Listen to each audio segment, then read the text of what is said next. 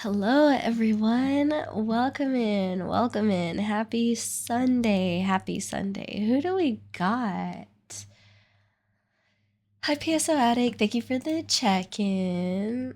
Harambe, thank you so much for the resub. 28 months. That's crazy.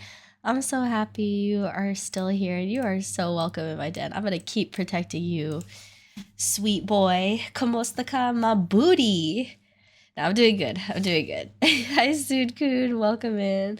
And hello to anyone else who's here that maybe just hasn't made themselves known yet. What is going on? Tell me or don't, but I do love it when you share with me. It makes my heart so happy. This probably doesn't come as a shock. Maybe, maybe not. But I am sick, and that really blows. It's the last day of your winter job. Ooh, congrats, finishing up your shift right now. Nice, nice. You made it. Are you happy to be done with them? You're sick too? Oh, no. You gave it to me. You gave me the ugly. Hi, Vader. Thank you for the check-in. Welcome in. Yeah, no, I'm sick. It started on... So Friday night, I went out for sushi for a homie's birthday, and I felt fine, but when I got home, like, my temp was just not there. At least I don't think it was. And then I spent the whole day sleeping and chilling. I woke up feeling right as rain the next morning. And so I went to the afternoon picnic with my friends. It was all good. Everything was good. And then in the evening, it happened again where I just felt like dog crap. So I freaking just knocked out at night, slept the rest of the day. I've been sleeping most of today. I've been okay today. My temp was a little high this morning, but now it's fine. I just feel like my nose is clogged and fatigued. I really need to be better tomorrow because I don't have any leave. And I'm officially going into the office, which I'll talk about here in a second. And if I am sick, well, I guess everybody in the office is getting sick because I don't have any leave and I don't want to take LWOP already. I don't want to get fired for taking leave, so hope everybody enjoys my illness. Nah, I think I'll be okay, hopefully. I don't know. Maybe they'll send me home. I mean, I could work from home, but I can't authorize it. They have to, so maybe I'll get lucky if I still feel bad. Blame the homie. Yeah. Sushi, who we sing, hardy har. The picnic on Saturday was really good, but I really don't have a lot to talk about because like I said, I've been out of commish. I've just been rotting on my couch in my bed with my dogs. Like that's been my day.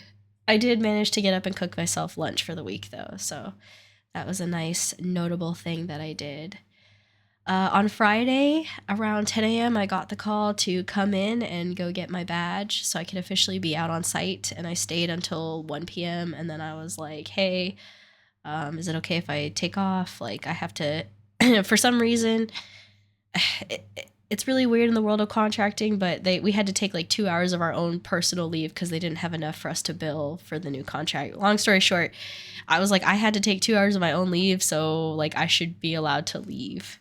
And they were like, oh yeah, no, like don't stay if they made you take your leave. So I had to go at 1, and I'm really excited about where I'm working at. Everybody seems really nice. The lady that I'm working alongside, I could see myself being like her when I get to her age. She's a lot older than I am, but I think we're similar. Like we're both really smiley and positive and, type A. So I'm just really excited. Tomorrow is like my first official day. I have to leave my house at 6 a.m. so I can make sure I get to work on time because traffic in my area is really unpredictable.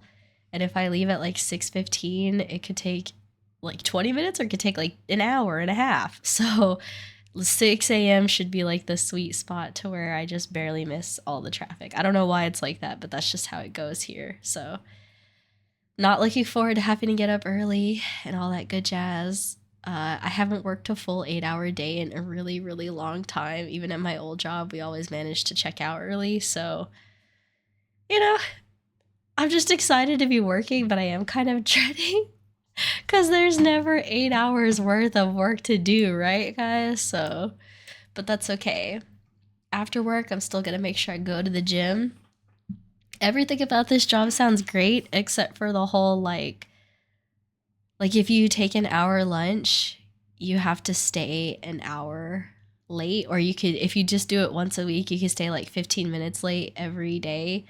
So she was telling me that most people just take lunch at their desk, which is really whack because I like that 1 hour. The past 2 contracts I've worked, they never made us clock out for lunch. They just said, like, as long as the work is getting done, you can just add it into your time. But this place isn't like that. You have to, yeah. So I'll probably just take lunch at my desk mostly every day, which really blows. Or I'll just step outside and try to eat it real quick in like 10 minutes. Because we work in like a windowless building, so I like to get out during that lunchtime, you know? Anyways. I'm just rambling. Overall, I'm just excited. I got my first real paycheck from them and it was nice, and I'm just looking forward to hitting the ground running. And just anytime that I feel irritated, I'm just going to try to be thankful that they gave me this opportunity. So, that's what I'm going to tell myself. But yeah, guys, I'm doing really well. Sorry that my voice might sound a little ugly or I might be a little sniffly during this reading session. I can't help it. Let me get the virtual cottage set up. It is like unusually hot in my house right now, so that really blows, but that's okay. What was I even doing? Oh yeah, the virtual cottage. Hi, Loco. I'm always hot. Oh, Harambe, you want me so bad. Hi, Loco. Thank you for the check-in. What blows the air? It's hot here. Hi, PSO Addict. How are you, Loco? Come on, cottage. There we go. Okay. Oh, I can turn this off because we have the volume from the game. I feel a sneeze coming on. Every sneeze that I've done today has been so gross. So I'm like on the quick draw.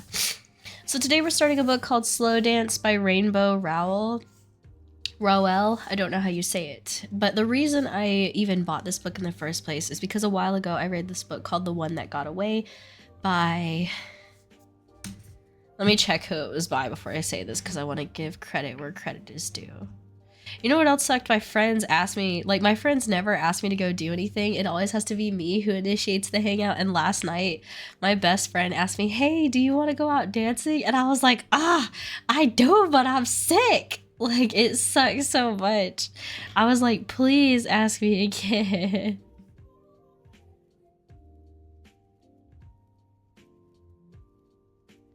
Like, please ask me again. I'm just sick. Danced out, did some sick moves last night at the wedding.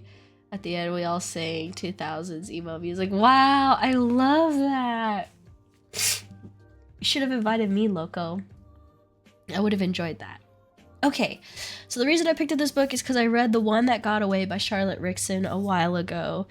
A lot of books that I'm noticing kind of a trend here. I really enjoy like the missed connection type books or like bad timing type books. I don't know. And The One That Got Away is indeed like that. And it had a sad ending. It had sad parts in it. So I also like a good book that makes me cry. So when I was in Barnes & Noble looking for my next book, I just typed like books that are similar to this. And this one came up. So I thought I would try it out. But I don't really know anything about it. I'll go ahead and read the back to you guys. It says... And I haven't even read the back myself, mind you. It says, Shiloh Butler was supposed to get out of North Omaha. She used to sit out on the front porch with her best friend, Carrie, and plot their escape. Shiloh was going to be an actress. She had a scholarship to a good school, and Carrie was laser focused on the Navy. Sharp, stoic, golden-eyed Carrie, thin as a stick of gum and poor as dirt. He was probably the most decent person Shiloh has ever known. She hasn't spoken to him in 14 years. When Shiloh gets an invitation to a high school friend's wedding, Carrie is the first and only thing on her mind. She desperately wants to see him again. I don't know if I'm gonna like this, but she doesn't know if she can bear being seen by him. What would Carrie think of Shiloh at 33, a divorced mom living in the same house she grew up in? Suddenly, I'm not as excited to read this. Someone who works behind a desk, not on stage. Would Carrie even want to see Shiloh? Answer is yes. Blah, blah, blah, blah, blah, blah, blah. It's deeply affecting and profoundly romantic. Okay, well, we'll see. I'm not necessarily hooked by this plot. Seems a little predictable, if you know what I mean, but you know what? I shouldn't just judge a book by its back cover. I should try to keep an open mind. But I am a really big, firm believer in... It smells good. In judging books by their covers. I do that all the time. Let's see. What else was I gonna say? Yeah, so I'm just gonna read a few chapters. I can't afford to let my streams go super, super long anymore because now I'm going back to work and I have to leave my house at 6 a.m., which means I gotta get up at like 5:30. So sleep is imperative for me now. So I'm just gonna read like a few chapters. We'll see how this goes, see how we feel about it. If I hate it, so normally if I buy a book and I start reading it and I hate it, I will still continue reading it until I finish it. But for now on, if I don't like the way a book is going after the first 6 chapters or so, I'm not going to force myself to keep reading it. So, I've never read a book by Rowell, so that's another thing. Let's just go 60 minutes, even though I'm just going to read. After each chapter, I'll stop and take a break. We'll discuss what we learned so far. And, yeah. That's where we're at. So enjoy. We're not finishing this book tonight. That's true. If there's a setting you want me to adjust on the virtual cottage, let me know. If there's something you want me to do differently, tell me. And if you hate it, don't tell me. Because I only want praise. Okay, here we go.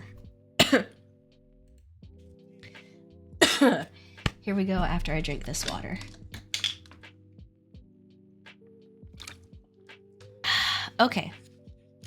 Chapter 1, January 2006.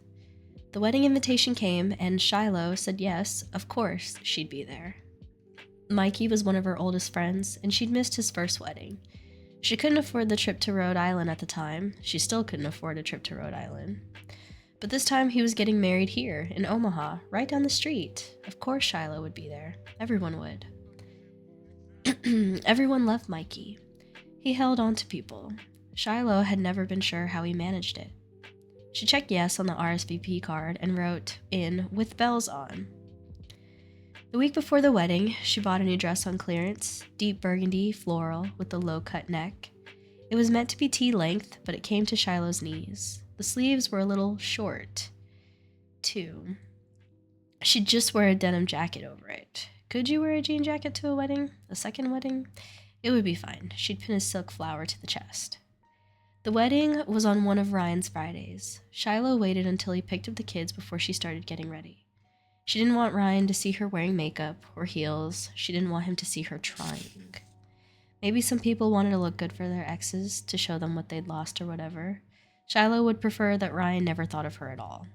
Let him think he was too good for her. Let him think that Shiloh had gone to seed. Shiloh was a 33-year-old divorced woman with 2 children under 6. Maybe she literally had gone to seed.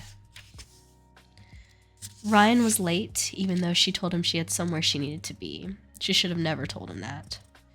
He was late, and the kids had gotten tired of waiting. They were hungry and sullen when he finally showed up and blustered his way into the living room like she'd invited him in. "They're hungry," Shiloh said, and Ryan said, "Why didn't you feed them then?" And Shiloh said, "Because you were supposed to take them for dinner." And then he said, well, it didn't really matter what Ryan said after that. He was just going to keep saying the same old things for the next 15 years of co-parenting, and Shiloh was going to have to keep listening because she'd made a series of serious mistakes and miscalculations. It was funny, almost, how poorly Shiloh had built her life, especially for someone who had once prided herself on the ability to make decisions. That's something she decided about herself when she was a teenager. She thought she was good at making decisions because she liked making them. They felt good, they gave her a zing. If someone was lingering over decision or seesawing between 2 options, Shiloh loved cutting in and settling the matter. The world would spin faster and with more clarity if Shiloh were in charge. If Shiloh could talk to her teenage self now, she'd point out that deciding wasn't any good if you weren't deciding correctly, or even in the neighborhood of correctly. Ryan finally left with the kids, and Shiloh tore the clearance tags off her dress. She put on makeup, she pinned up her hair. She stood on tiptoe to get her boots zipped over her calves. She'd already missed the wedding, but she wouldn't miss the reception. No one would. Everyone would be there.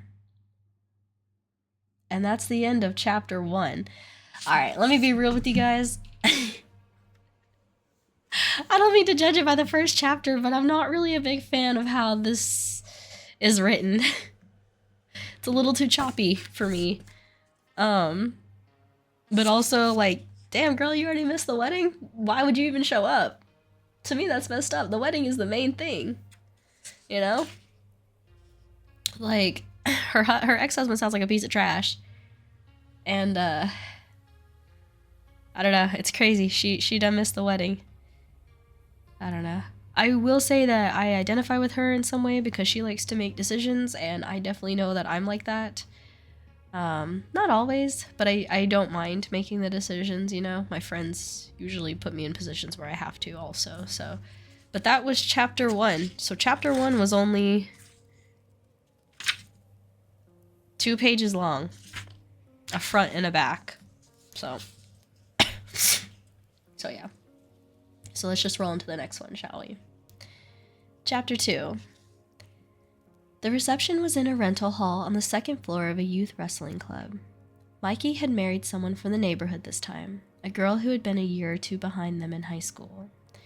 It was a plated dinner with assigned tables. Fancy. "Shiloh," someone called out as soon as she walked into the lobby. "We thought you weren't coming." It was Becky. Shiloh and Becky had been on the high school newspaper together. They'd been thick as thieves. They'd actually stolen a traffic barricade once, and they still talked sometimes. They were friends on Facebook, and Shiloh almost never logged into Facebook. "I'm here," Shiloh said, mustering up a smile. There was going to be a lot of mustering tonight, she could already tell. "You're at our table," Becky said. "It's practically a journalism reunion. Everyone's here. Oh god, wait, you were at our table. But we thought you weren't coming, so we gave up your seat to Aaron King. Do you remember him? He was a sophomore?" "I remember him. It's fine. But you should still come and say hi. Everybody's here." "No one can say no to Mikey," Shiloh said. "You're so right," Becky agreed. "Plus, we all thought there'd be an open bar," she laughed. "Oh well." Shiloh followed Becky into the reception hall. She held her head straight and kept her gaze fixed, deliberately not scanning the room for familiar faces. Anyone that Shiloh would recognize was going to have to force their way into her field of vision. They got to their table. There was Becky's husband and Tanya. God, Shiloh hadn't seen Tanya for years. And Tanya's husband. Yeah, they'd met. Hi, hugs, hi. Nia and Ronnie. Shiloh hated Ronnie. At least she used to hate Ronnie. Did she still hate Ronnie? She hugged him anyway. People. All these people. For the same tiny part of Shiloh's life. It hadn't felt tiny at the time. All these people who knew her and remembered her. They were all eating salads and sorry that they'd given away her seat. But that was okay. Shiloh didn't mind. She'd pull up a chair later, and it was good to see them, she said, and it really was. It was good to know now who was here from the old days, who wasn't. It made sense that he wasn't here. He was in Virginia, wasn't he? The last time Shiloh had heard, he was in Virginia. Maybe someone would mention it later. Of course he wasn't there. He was in the Navy. He was probably on the ocean somewhere. Probably didn't get back home much. She'd heard once that he didn't get back home much. He wasn't here and other people were, and she could enjoy this now. Enjoy them. Enjoy something. Shiloh didn't want to stand there hovering over her old friends while they finished their salads. She squeezed a few shoulders, then squeezed between tables to get to the one in the corner where Aaron King had been assigned to sit. She actually didn't remember him. There was a couple sitting there, surrounded by empty chairs. "Mind if I join you?" Shiloh asked. They didn't mind at all. They introduced themselves, Mikey's aunt and uncle, and told her they'd already eaten her dinner roll. "We ate all of them," the uncle said. We had this table to ourselves." The aunt cackled warmly. "We were gonna eat your cake too." You still can, Shiloh promised, sitting down. There was a white jar candle next to her plate, branded Mike and Janine, January 20th, 2006. Shiloh picked it up and sniffed it. Lavender. She could look around now. Now that she knew he wasn't here, it was safe. The tables were set up at one end of the reception hall, and there was a dance floor on the other. Spotlights were already flashing onto a disco ball in the corner. Shiloh had been to 3 or 4 weddings here before, but this was probably the best she'd ever seen this place look. Someone had wrapped all the fixtures in Christmas lights. Chairs were swathed in tulle. Shiloh liked weddings, improbably, still. She liked seeing people's best outfits. She liked beginnings. She liked the flowers and the favors and the little bags of Jordan almonds. A lot of the other guests were people Shiloh vaguely remembered from high school, all of them looking a little older and fatter, and knocked around by life to varying degrees. It was easy to pick out Mikey's New York City friends, art world people. There was a woman in a bright yellow bandage dress, and a man wearing black culottes and platform boots. Shiloh used to take great pains not to be dressed like anyone else in a room, but she'd lost her edge, and she never had as much edge as these people. She felt dowdy in comparison, thrown together, even though she hadn't tried this hard in years. She scanned the crowd for Mikey. She'd have to apologize to him for missing the ceremony. Maybe he hadn't noticed. He surely had plenty of other things on his mind. Someone near Shiloh started tapping a fork against a wine glass. Then other people picked up the clanging, everyone eagerly turning to watch the bride and groom kiss. Shiloh followed the wave to the head table. There was Mikey, with his curly blonde hair and big, goofy smile. He was wearing a white suit. That was obviously Janine next to him in the wedding dress, then the bridesmaids in pale green satin, and the groomsmen, and Carrie. Carrie. Shiloh clenched her hands in her lap. Carrie was a groomsman. Right, that made sense. Of course Carrie was here. Of course he wouldn't miss it. And that is the end of chapter 2. I wish I could tell you it was me reading it. Like, it's just me assigning this, like, choppy kind of rhythm to it, I guess. But that's really how it's written. I don't like when it does things like... Where is it?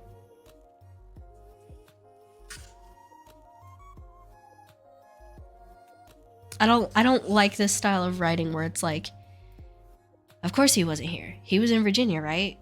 I heard he was in Virginia, but he wouldn't be here. He was in the Navy. That makes sense. Like, I don't like that kind of, it's a little too, what is the word I'm looking for?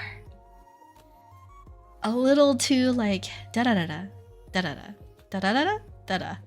Like informal, conversational, like I don't really like it. No disrespect to this author. I'm sure it's gonna be a great book, but reading it out loud, I can't say I'm enjoying reading it out loud just because it's so choppy for me. Like the sentences are so short, there's, you know? So I feel like I'm just rolling into them. But this person is a #1 New York Times best-selling author, so... And they call this novel her smartest, funniest, and most powerful novel yet. It's supposed to be a powerful and poignant tale of first love, rich, real, and emotionally raw. Deeply affecting and profoundly romantic. A book that is romantic to its core and as funny and smart as its characters. So... I'm gonna keep reading it. I'm hoping that I get some of this profound feeling that they're discussing. Toast, why do I only attract non-single women? Because you seem like a really fun time, and women that aren't single perhaps are tired of their routine and are looking for a fun time. That might have something to do with it.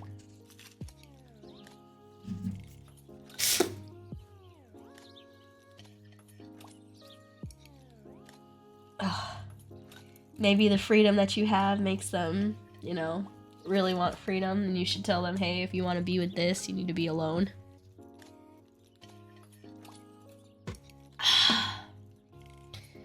You're not Captain Save a Chick, yeah? Yeah, that's rough, dude. Hi, Yerp. Thank you for the check-in. Before I forget, let me talk about the new part 2 of Bridgerton. Yes, I finished it. I binged it all in one day because I was sick on Friday, or Friday night, so I stayed in. It was delicious. It was so good. I'm sorry, I binged it all Saturday. Friday and Saturday? Or was it just Friday? Either way, guys, I watched it all and it was so delicious. It was so good. Season 4 remains to be the best season, and Benedict and Sophie are still the best Bridgerton book. Highly recommend. I loved it so much. I laughed, I cried, I felt hopeful. I loved it so much. So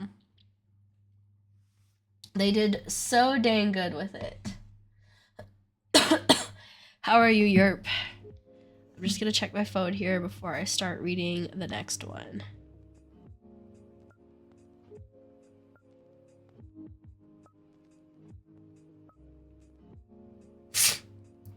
Did you have a good weekend, Yerp?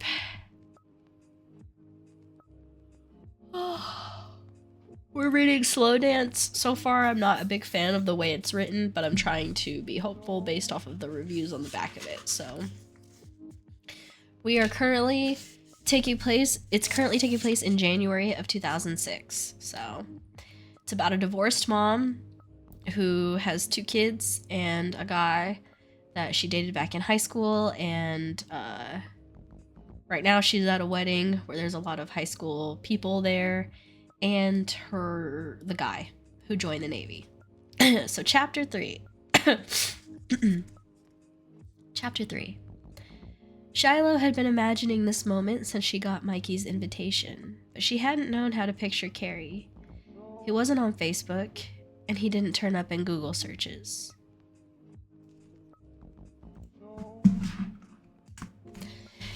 She kept picturing him the way he'd look in high school, in his ROTC uniform weirdly, even though she'd seen him since then, at their 5-year reunion, standing across from her in the same old circle of friends. She and Carrie had hardly spoken that day. Shiloh had brought Ryan to the reunion. They'd already been married a year. They hadn't invited Carrie to the wedding. Shiloh had been imagining this moment, the moment she'd see Carrie again, for months, but even in her imagination, it wouldn't mean as much to him as it did to her. Carrie wouldn't have been thinking about it all day. He wouldn't have been worrying that Shiloh might be there. He wouldn't have bought a new dress, so to speak, just in case. And Carrie looked good, here, now, from a distance. He looked sharper than the rest of them, less worn down on the edges. He looked tan, and his hair was still so short. He turned, almost like he could feel Shiloh watching him. She was too far to say that their eyes met, or even to know whether he recognized her, but she smiled a little and raised her hand to wave. Carrie waved back. He might just be waving because someone had waved at them. Shiloh's hand dropped. Carrie was still looking in her direction. He stood up and moved behind the bride and groom. He was saying something to Mikey. He glanced up toward Shiloh again, then shuffled behind the bridesmaids' chairs and out onto the floor, heading towards her. Shiloh straightened her jean jacket. Why was she wearing a jean jacket? Carrie was wearing a navy blue suit. People must not rent tuxes anymore for weddings. He was walking toward her table now, and Shiloh stood up, then thought that she probably shouldn't have done that, like she was the gentleman and he was the lady. But it would be weird to sit down now. She straightened her jacket again. Carrie was looking at her like I'm coming, and she nodded like I see you and smile. She waved again and he waved back. He was nearly there. The tables were packed too tightly. It was slow going. Shiloh wondered whether she should hug him when he got to her. She'd hugged nearly everyone at the other table, plus some of their spouses. She'd gotten very good at casual hugging. Shiloh, Carrie said when he got to her. Carrie. She smiled at him. He smiled back. He looked good, even up close. Carrie had blondie brown hair and a heart-shaped face with a narrow jaw and a pointy chin. She'd only ever seen him clean-shaven. Were you allowed to have a beard in the Navy? He'd been built like a stick of gum back in high school, but he'd filled out now. He looked grown up, settled. He looked like he'd gotten out of North Omaha. It's good to see you, Shiloh said. Yeah, Carrie said, nodding. You weren't at the wedding. I wasn't, she agreed. There was a mix-up with my kids. Did Carrie know she had kids? He nodded. He must know. You're a groomsman, she said. I guess I did so well the first time I got invited back. Shiloh hummed a laugh. Do you have to give a speech? No, that's the best man, Bobby. He's really drunk, so I'm excited to see how it turns out. Maybe you should prepare something just in case. I'll improvise. Shiloh nodded, then nodded again. Nice suit. Carrie looked down. Thanks. We had tuxes at the last one, but this time Janine was like, you don't have to run a tux. You can just buy a navy blue suit that you can wear again. Carrie looked back up at Shiloh. I don't think she realizes it's way more expensive to buy a suit than to run a tux. She probably doesn't care.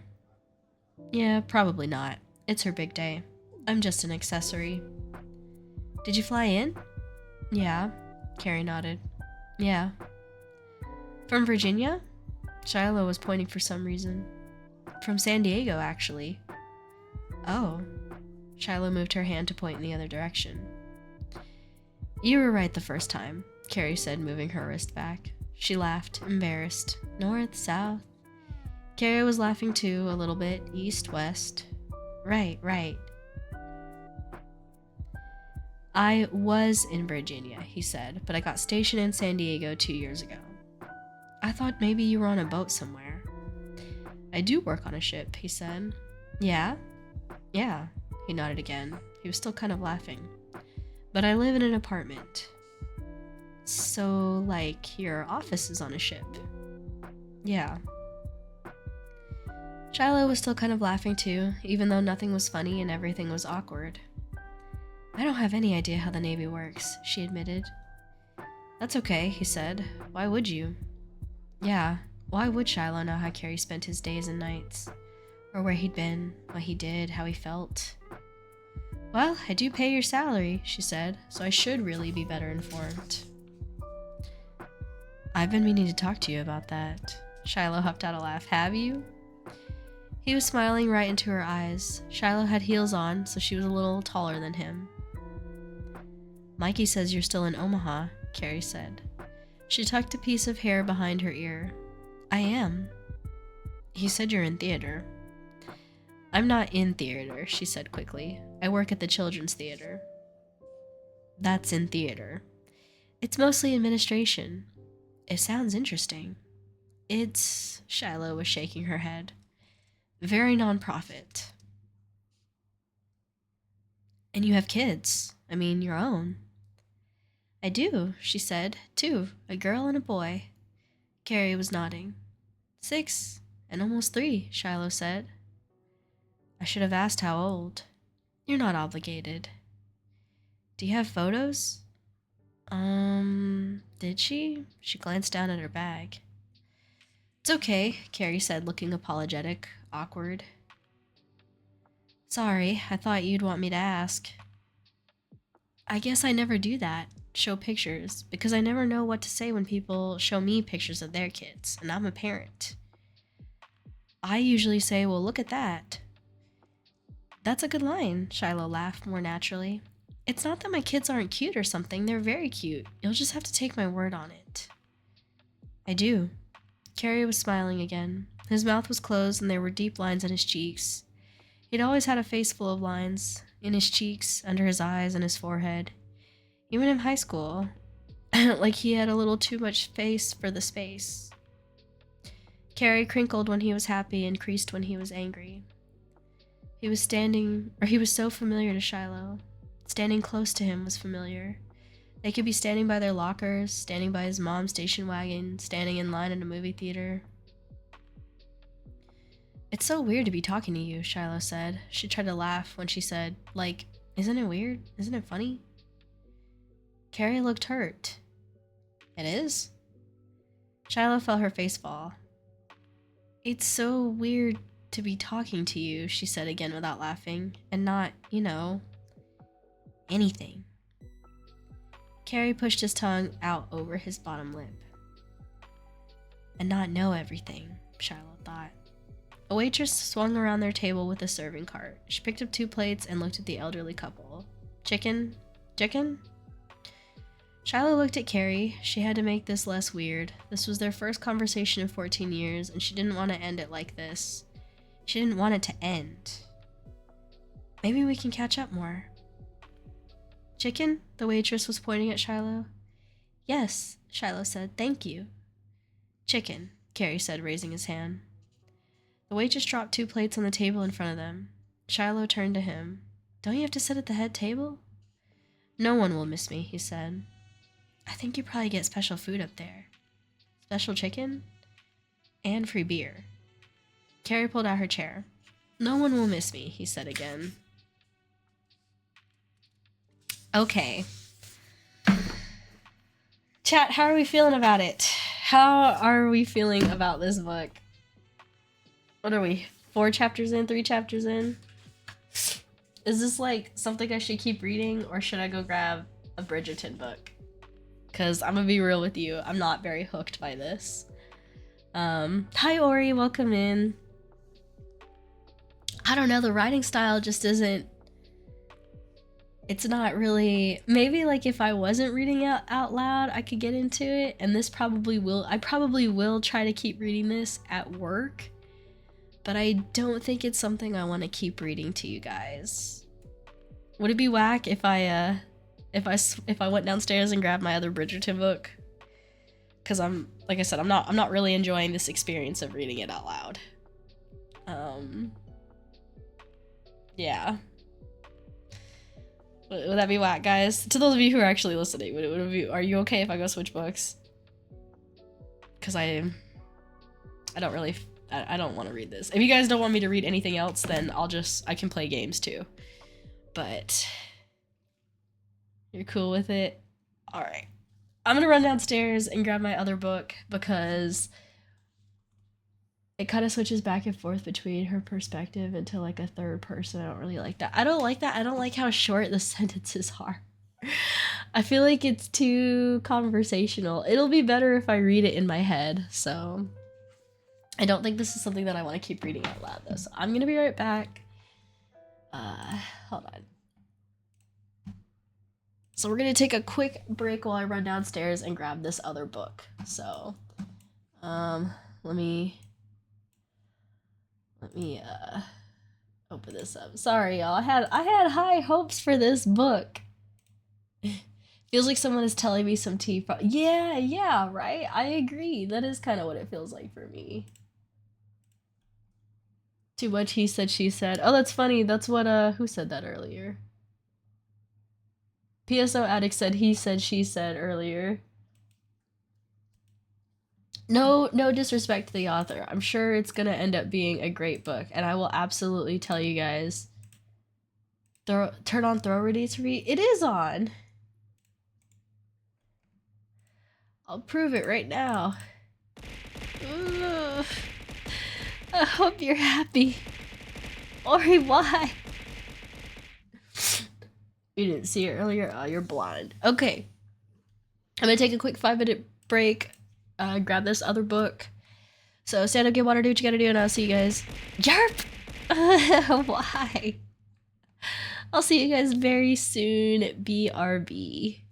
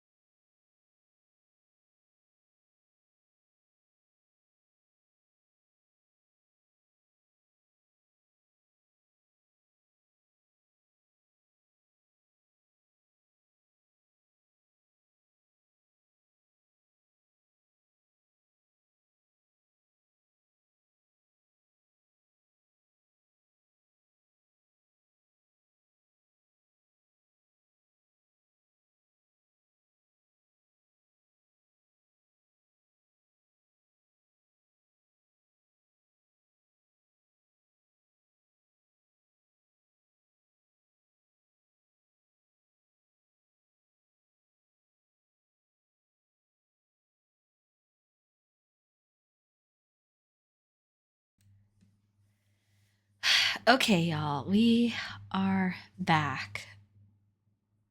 So before the break, I had started reading Slow Dance by Rainbow Rowell. And as I read 4 chapters into it, I wasn't really into how it was going. So we decided collectively that I was going to switch books. Hi, Billy. Billy, thank you for the check-in.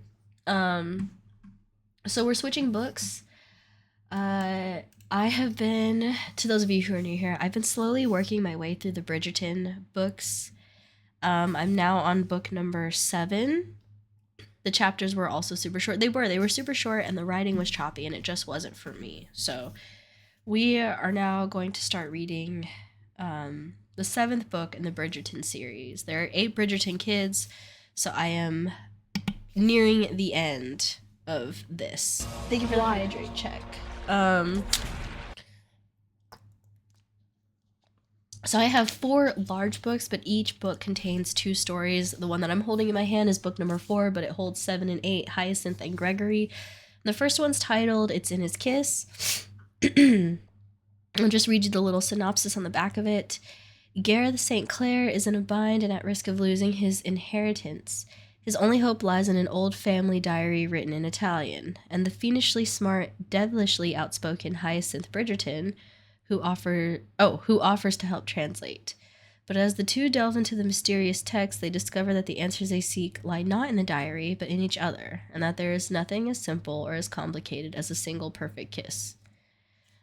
Well, that's titillating. There are spicy moments in this, however, they're not really written too crazy, so depending on what they say will determine if I read them, but yeah. So Hyacinth's book takes place in 1803. So it's going to be written, kind of old-timey. Oh man, there's nothing better than opening up a new book. God, this book is so gorgeous. I'm going to take a picture of all of these so you guys can see them. Not now, but later. And also, let me get back over here. She touched my tra-la-la. Ooh, my. On the spice scale, it's kind of like a jalapeno. Maybe. Maybe like hot Cheetos.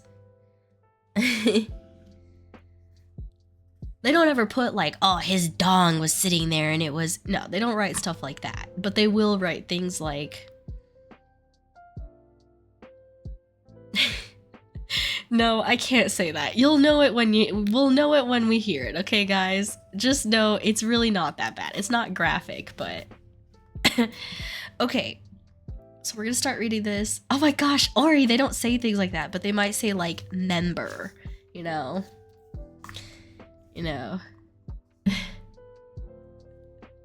Spice is nice. Yeah, I don't know the rules about reading stuff like that on stream, but we are now switching gears to reading Hyacinth's book, It's in His Kiss. I'm a big fan of the Bridgerton series. I've enjoyed all their books so far, with the exception of Penelope and Collins.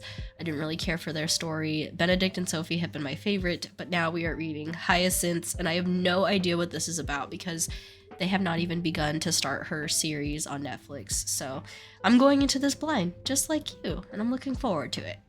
Here we go. Yeah, kind of like that, Loco. Here we go. Prologue. 1815, 10 years before our story begins in earnest. There were 4 principles governing Gareth St. Clair's relationship with his father that he relied upon to maintain his good humor and general sanity. Wait, I thought this took place in 18... Hold on, sorry. I must have read something wrong. It says 1803. Is this supposed to be when they're born? Oh, I think that's when she's born. She was born in 1803. Sorry, y'all. I think. Yes. Okay, Hyacinth is born in 1803. This does not take place in 1803. Anyways, here we go. Hi, Hayams. I am sick, yes. Prologue. 1815, 10 years before our story begins in earnest. There were 4 principles governing Gareth St. Clair's relationship with his father that he relied upon to maintain his good humor and general sanity. 1. They did not converse unless absolutely necessary. 2. All absolutely necessary conversations were to be kept as brief as possible. 3. In the event that more than the simplest of salutations was to be spoken, it was always best to have a third party present. And finally, 4. For the purpose of achieving points 1, 2, and 3, Gareth was to conduct himself in a manner so as to garner as many invitations as possible to spend school holidays with friends. In other words, not at home. In more precise words, away from his father. All in all, Gareth thought, when he bothered to think about it, which wasn't often now that he had his avoidance tactics down to a science, these principles served him well. And they served his father just as well, since Richard St. Clair liked his younger son about as much as his younger son liked him. Which was why Gareth thought with a frown he'd been so surprised to be summoned home from school, and with such a force.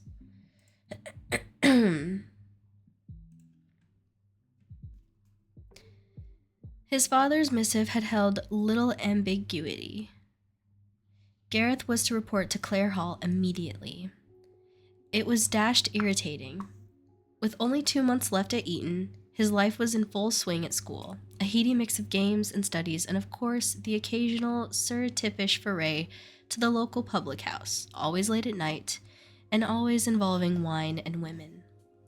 Gareth's life was exactly as a young man of 18 years would wish it, and he'd been under the assumption that, as long as he managed to remain out of his father's line of sight, his life at 19 would be similarly blessed. He was to attend Cambridge in the fall, along with all of his closest friends, where he had every intention of pursuing his studies and social life with equal fervor. As he glanced around the foyer of Clare Hall, he let out a long sigh that was meant to sound impatient, but came out more nervous than anything. What on earth could the Baron, as he had taken to calling his father, want with him? His father had long announced that he had washed his hands of his younger son, and that he was only paying for his education because it was expected of him. Which everyone knew really meant it would look bad to their friends and neighbors if Gareth wasn't sent to a proper school. When Gareth and his father did cross paths, the Baron usually spent the entire time going on about what a disappointment the boy was.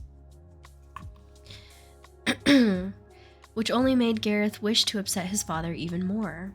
Nothing like living down to expectations, after all. Gareth tapped his foot, feeling rather like a stranger in his own home as he waited for the butler to alert his father to his arrival. He'd spent so little time here in the last 9 years, it was difficult to feel much in the way of attachment. To him, it was nothing but a pile of stones that belonged to his father and would eventually go to his elder brother George. Nothing of the house, and nothing of the St. Clair fortune, would come to Gareth, and he knew that this lot was to make his own way in the world. He supposed he would enter the military after Cambridge. The only other acceptable avenue of vocation was the clergy, and heaven knew that he wasn't suited for that. Gareth had few memories of his mother, who had died in an accident when he was 5, but even he could recall her tousling his hair and laughing about how he was never serious. "My little imp you are," she used to say, followed by a whisper. "Don't lose that. Whatever you do, don't lose it." He hadn't, and he rather doubted the Church of England would wish to welcome him in their ranks. Master Gareth. Gareth looked up at the sound of the butler's voice. As always, Guile spoke in flat sentences, never queries. "Your father will see you now," Guile intoned. "He is in his study." Gareth nodded at the aging butler and made his way down the hall toward his father's study, always his least favorite room in the house. It was where his father delivered his lectures, where his father told him he would never amount to anything, where his father icily speculated that he should have never had a second son, that Gareth was nothing but a drain on the family finances and a stain on their honor. No, Gareth thought as he knocked on the door, no happy memories here. Enter. Gareth pushed open the heavy oak door and stepped inside. His father was seated behind his desk, scribbling something on a sheet of paper. He looked well, Gareth thought idly. His father always looked well. It would have been easier had he turned into a ruddy caricature of a man, but no, Lord St. Clair was fit and strong and gave the appearance of a man 2 decades younger than his 50-odd years. He looked like the sort of man a boy like Gareth ought to respect, and it made the pain of rejection all the more cruel. Gareth waited patiently for his father to look up. When he didn't, he cleared his throat. No response. Gareth coughed. Nothing. Gareth felt his teeth grinding. This was his father's routine, ignoring him for just long enough to act as a reminder that he found him beneath notice. Gareth considered saying sir. He considered saying my lord. He even considered uttering the word father. But in the end, he just slouched against the door jamb and started to whistle. His father looked up immediately. Cease, he snapped. Gareth quirked a brow and silenced himself. And stand up straight. Good God, the Baron said testily. How many times have I told you that whistling is ill-bred? Gareth waited a second, then asked, Am I meant to answer that question, or was it rhetorical? His father's skin reddened. Gareth swallowed. He shouldn't have said that. He'd known that his deliberately jocular tone would infuriate the Baron, but sometimes it was so damned hard to keep his mouth shut. He'd spent years trying to win his father's favor, and he'd finally given in and given up. And if he took some satisfaction in making the old man as miserable as the old man made him, well, so be it. One had to take one's pleasures where one could. I am surprised you're here, his father said. Gareth blinked in confusion. You asked me to come, he said. And the miserable truth was, he never defied his father. Not really. He poked, he prodded, he added a touch of insolence to his every statement and action, but he never behaved with out-and-out defiance. Miserable coward that he was. In his dreams, he fought back. In his dreams, he told his father exactly what he thought of him, but in reality, his defiance was limited to whistles and sullen looks. So I did, his father said, leaning back slightly in his chair. Nonetheless, I never issue an order with the expectation that you will follow it correctly. You so rarely do. Gareth said nothing. His father stood and walked to a nearby table where he kept a decanter of brandy. I imagine you're wondering what this is all about, he said. Gareth nodded, but his father didn't bother to look at him, so he added, Yes, sir. The Baron took an appreciative sip of his brandy, leaving Gareth waiting while he visibly savored the amber liquid. Finally, he turned and with a coolly assessing stare said, I have finally discovered a way for you to be useful to the St. Clair family. Gareth's head jerked in surprise. You have, sir? His father took another drink, then set his glass down. Indeed. He turned to his son and looked at him directly for the first time during the interview. You will be getting married. Sir? Gareth said, nearly gagging on the word. This summer, Lord St. Clair confirmed. Gareth grabbed the back of the chair to keep from swerving. He was 18, for God's sakes, far too young to marry. And what about Cambridge? Could he even attend as a married man? And where would he put his wife? And good God, above whom was he supposed to marry? It's an excellent match, the Baron continued. The dowry will restore our finances. Our finances, sir? Gareth whispered. Lord St. Clair's eyes clamped down on his son's. We're mortgaged to the hilt, he said sharply. Another year, and we will lose everything that isn't entailed. But how? Eton doesn't come cheap, the Baron snapped. No, but surely it wasn't enough to beggar the family, Gareth thought desperately. This couldn't be all his fault. Disappointment you may be, his father said, but I have not shirked my responsibilities to you. You have been educated as a gentleman. You have been given a horse, clothing, and a roof over your head. Now it is time you behaved like a man. Who? Gareth whispered. Who? He said a little louder. Whom was he meant to marry? Mary Winthrop, his father said in a matter-of-fact voice. Gareth felt the blood leave his body. Mary. Rotham's daughter, his father added, as if Gareth didn't know. But Mary will be an excellent wife, the Baron continued. Biddable, and you can dump her in the country should you wish to gad about town with your foolish friends. But father, Mary, I accept it on your behalf, his father stated. It's done. The agreements have been signed. Gareth fought for air. This couldn't be happening. Surely a man could not be forced into marriage, not in this day and age. Rotham would like to see it done in July, his father added. I told him we have no objections. But Mary, Gareth gasped. I can't marry Mary. One of his father's bushy brows inched toward his hairline. You can, and you will. But father, she's simple, the Baron finished for him. He chuckled. Won't make a difference when she's under you in bed, and you don't have to do anything with her otherwise. He walked toward his son until they were uncomfortably close. All you need to do is show up at the church. Do you understand? Gareth said nothing. He didn't do much of anything either. It was all he could manage just to breathe. He'd known Mary Winthrop his entire life. She was a year his elder, and their families' estates had bordered on one another's for over a century. They'd been playmates as young children, but it soon became apparent that Mary wasn't quite right in the head. Gareth had remained her champion whenever he was in the district. He'd bloodied more than one bully who thought to call her names or take advantage of her sweet and unamusing nature. But he couldn't marry her. She was like a child. It had to be a sin. And even if it wasn't, he could never stomach it. How could she possibly understand what was meant to transpire between them as man and wife? He could never bed her. Never. Gareth just stared at his father, words failing him. For the first time in his life, he had no easy reply, no flip retort. There were no words, simply no words, for such a moment.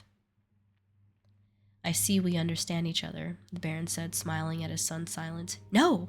Gareth burst out, the single syllable ripping itself from his throat. No, I can't. His father's eyes narrowed. You'll be there if I have to tie you up. No! He felt like he was choking, but somehow he got the words out. Father, Mary is... well, she's a child.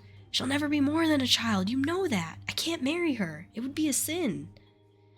The Baron chuckled, breaking the tension as he turned swiftly away. Are you trying to convince me that you, of all people, have suddenly found religion? No, but there is nothing to discuss, his father cut in. Rotham has been extremely generous with the dowry. God knows he has to be, trying to unload that idiot. Don't speak of her that way, Gareth whispered. He might not want to marry Mary Winthrop, but he'd known her all his life, and she did not deserve such talk. It is the best you will ever do, Lord St. Clair said. The best you will ever have. Rotham's settlement is extraordinarily generous, and I will arrange for an allowance that will keep you comfortable for life. An allowance? Gareth echoed dully. His father let out one short chuckle. Don't think I would trust you with a lump sum, he said. You? Gareth swallowed uncomfortably. What about school? He whispered.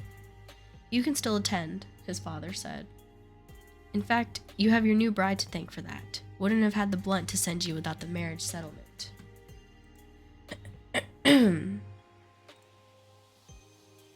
Gareth stood there, trying to force his breathing into something that felt remotely even and normal. His father knew how much it meant to him to attend Cambridge. It was the one thing upon which the two of them agreed. A gentleman needed a gentleman's education. It didn't matter that Gareth craved the entire experience, both social and academic, whereas Lord St. Clair saw it merely as something a man had to do to keep up with appearances. It had been decided upon for years. Gareth would attend and receive his degree. But now it seemed that Lord St. Clair had known that he could not pay for his younger son's education. When he had planned to tell him, as Gareth was packing his bags. It's done, Gareth, his father said sharply, and it has to be you. George is the heir, and I can't have him sullying the bloodline. Besides, he added with pursed lips, I wouldn't subject him to this anyway. But you would me? Gareth whispered. Was this how much his father hated him? How little he thought of him? He looked up at his father, at the face that had brought him so much unhappiness. There had never been a smile, never an encouraging word, never a... Why? Gareth heard himself saying, the words sounding like a wounded animal, pathetic and plaintive. Why? He said again. His father said nothing and just stood there, gripping the edge of his desk until his knuckles grew white. And Gareth could do nothing but stare. somehow transfixed by the ordinary sight of his father. "I'm your son," he whispered, still unable to move his gaze from his father's hands to his face. "Your son? How could you do this to your own son?" And then his father, who was the master of the cutting retort, whose angers always came dressed in ice rather than fire, exploded. His hands flew from the table, and his voice roared through the room like a demon. "By God!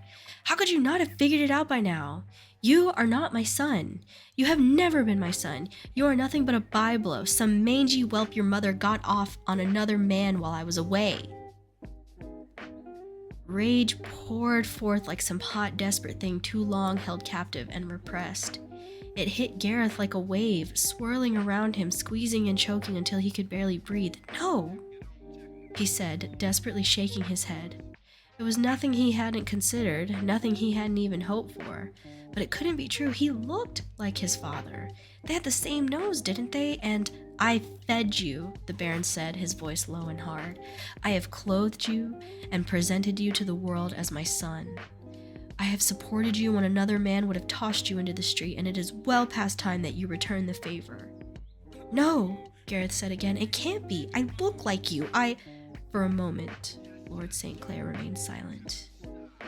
Then he said, bitterly, "An unhappy coincidence, I assure you. But I could have turned you out at your birth," Lord St. Clair cutting in. "Sent your mother packing, tossed you both into the street, but I didn't." He closed the distance between them and put his face very close to Garrett's. "You have been acknowledged and you are legitimate." And then in a low, furious voice, "You owe me." "No," Gareth said, his voice finally finding the conviction he was going to need to last him through the rest of his days. "No, I won't do it." "I will cut you off," the Baron warned. "You won't see another penny from me. You can forget your dreams of Cambridge. "No," Gareth said again, and he sounded different. He felt changed. This was the end, he realized, the end of his childhood, the end of his innocence, and the beginning of... God only knew what it was the beginning of. "I am through with you," his father, no, not his father, hissed. "Through." "So be it," Gareth said, and he walked away. Ooh! Scandalosh, guys! I thought he just hated him because he was a piece of trash. I didn't know it's because, that wasn't his kid. I mean, it's still messed up. Like, how can you not, Like, if you raised a kid, how do you not grow to, love him, I mean, how does he really know, though? Like, that could be his kid if they kind of look alike. There's no DNA test back in the day, so you kind of just had to, hope. Yeah, and it's not the kid's fault. Like, how could he be that heartless? I like that he, is like, no, don't talk about her that way. She might be what you said, but don't talk about her like that, I thought it was sweet, Ugh. That was crazy, right? How old is the dude? How old is Gareth? Gareth is 18 right now, and the Baron is 50 something. And Mary, so if Gareth is 18, he said that Mary was 1 year his senior, so 19 is how old Mary is. Some Billy lore. I had a son that I thought was mine. He even looked like me, but it turned out he wasn't. It happens. Yeah, I mean, yeah, it does happen. The Baton Carconin. I don't know how you say that. So I couldn't pronounce the butler's name. I'm gonna type it out for you guys. I just called him Guile, but that is not that's not his name at all. His name is actually, let me find it.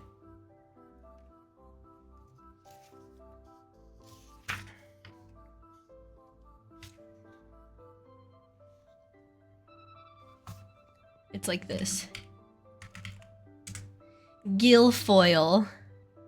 I just thought I'd call him Guile because I don't know how to say that word. So I'm hooked, but I usually am with Bridgerton. Guilfoy? Perhaps.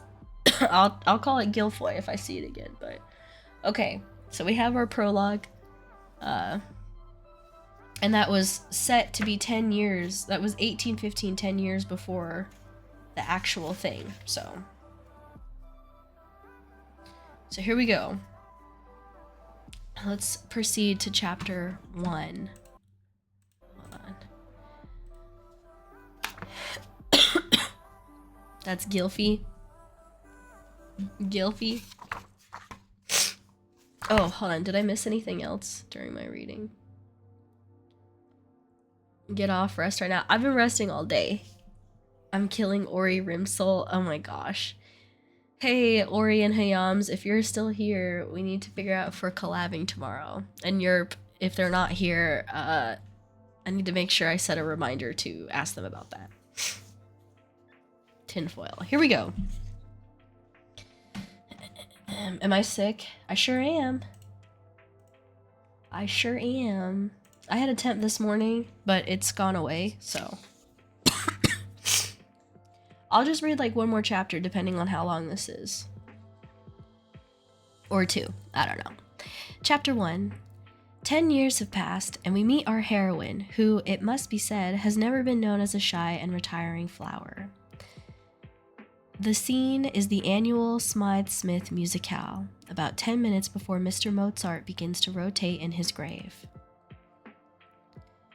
Why do we do this to ourselves? Hyacinth Bridgerton wondered aloud. Because we are good, kind people, her sister-in-law replied, sitting in, God help them, a front-row seat. One would think, Hyacinth persisted, regarding the empty chair next to Penelope with the same excitement she might show a sea urchin, that we would have learned our lesson last year, or perhaps the year before that, or maybe even... Hyacinth, Penelope said. Hyacinth swung her gaze to Penelope, lifting one brown question. Sit. Hyacinth sighed, but she sat. The Smythe-Smith musicale. Thankfully, it came around just once per year, because Hyacinth was quite certain it would take a full 12 months for her ears to recover. Hyacinth let out another sigh, this one louder than the last. I'm not entirely certain that I'm either good or kind. I'm not certain either, Penelope said, but I have decided to have faith in you nevertheless. Rather smarting of you, Hyacinth said. I thought so. Hyacinth glanced at her sideways. Of course, you did not have any choice in the matter. Penelope turned in her seat, her eyes narrowing. Meaning? Colin refused to accompany you, didn't he? Hyacinth said with a sly look. Colin was Hyacinth's brother, and he'd married Penelope a year earlier. Penelope clamped her mouth into a firm line. I do love it when I'm right, Hyacinth said triumphantly, which is fortunate since I so often am. Penelope just looked at her. You do know that you are insufferable. Of course, Hyacinth leaned toward Penelope with a devilish smile. But you love me anyway. Admit it. I admit nothing until the end of the evening. After we have both gone deaf? After we see if you behave yourself. Hyacinth laughed. You married into the family. You have to love me. It's a contractual obligation. Funny how I don't recall that in the wedding vows. Funny, Hyacinth returned. I remember it perfectly. Penelope looked at her and laughed. I don't know how you do it, Hyacinth, she said, but exasperating as you are, you somehow always manage to be charming. It's my greatest gift, Hyacinth said demurely. Well, you do receive extra points for coming with me tonight, Penelope said, patting her on the hand. Of course, Hyacinth replied. For all my insufferable ways, I am in truth the soul of kindness and amiability. And she'd have to be, she thought, as she watched the scene unfolding on the small, makeshift stage. Another year, another Smythe-Smith musicale. Another opportunity to learn just how many ways one could ruin a perfectly good piece of music. Every year, Hyacinth swore she wouldn't attend. Then every year, she somehow found herself at the event, smiling encouragingly at the 4 girls on the stage. At least last year I got to sit in the back, Hyacinth said. Yes, you did, Penelope replied, turning on her with suspicious eyes. How did you manage that? Felicity, Eloise, and I were all up front. Hyacinth shrugged. A well-timed visit to the ladies' retiring room. In fact, Don't you dare try that tonight, Penelope warned. If you leave me up here all by myself... Don't worry, Hyacinth said with a sigh. I am here for the duration, but, she added, pointing her finger in what her mother would surely have termed a most unladylike manner, I want my devotion to you to be duly noted. Why is it, Penelope asked, that I am left with the feeling that you are keeping score of something, and when I least expect it, you will jump out in front of me demanding a favor? Hyacinth looked at her and blinked. Why would I need to jump? Ah, look, Penelope said after staring at her sister-in-law as if she were a lunatic. Here comes Lady Danbury. Mrs. Bridgerton, Lady Danbury said, or rather barked. Miss Bridgerton. Good evening, Lady Danbury, Penelope said to the elderly countess. We saved you a seat right in front. Lady D narrowed her eyes and poked Penelope lightly in the ankle with her cane. Always thinking of others, aren't you? Of course, Penelope demurred. I wouldn't dream of... Ha! Lady Danbury said. It was, Hyacinth reflected, the Countess's favorite syllable. That and humph. Move over, Hyacinth, Lady D ordered. I'll sit between you. Hyacinth obediently moved one chair to the left. We were just pondering our reasons for attending, she said as Lady Danbury settled into her seat. I, for one, have come up blank. I can't speak for you, Lady D said to Hyacinth, but she... At this, she jerked her head toward Penelope, is here for the same reason I am. For the music? Hyacinth queried, perhaps a little too politely. Lady Danbury turned back to Hyacinth, her face creasing into what might have been a smile. I've always liked you, Hyacinth Bridgerton. I've always liked you too, Hyacinth replied. I expect it is because you come and read to me from time to time, Lady Danbury said. Every week, Hyacinth reminded her. Time to time, every week. Pfft. Lady Danbury's hand cut a dismissive wave through the air. It's all the same if you're not making it a daily endeavor. Hyacinth judged it best not to speak. Lady D would surely find some way to twist her words into a promise to visit every afternoon. And might I add, Lady D said with a sniff, that you were most unkind last week, leaving off with poor Priscilla hanging from a cliff. What are you reading? Penelope asked. Miss Butterworth and the Mad Baron, Hyacinth replied, and she wasn't hanging yet. Did you read ahead? Lady D demanded. No, Hyacinth said with a roll of her eyes. But it's not difficult to forecast. Miss Butterworth has already hung from a building and a tree. And she's still living? Penelope asked. I said hung, not hanged, Hyacinth muttered. More's the pity. Regardless, Lady Danbury cut in, it was most unkind of you to leave me hanging.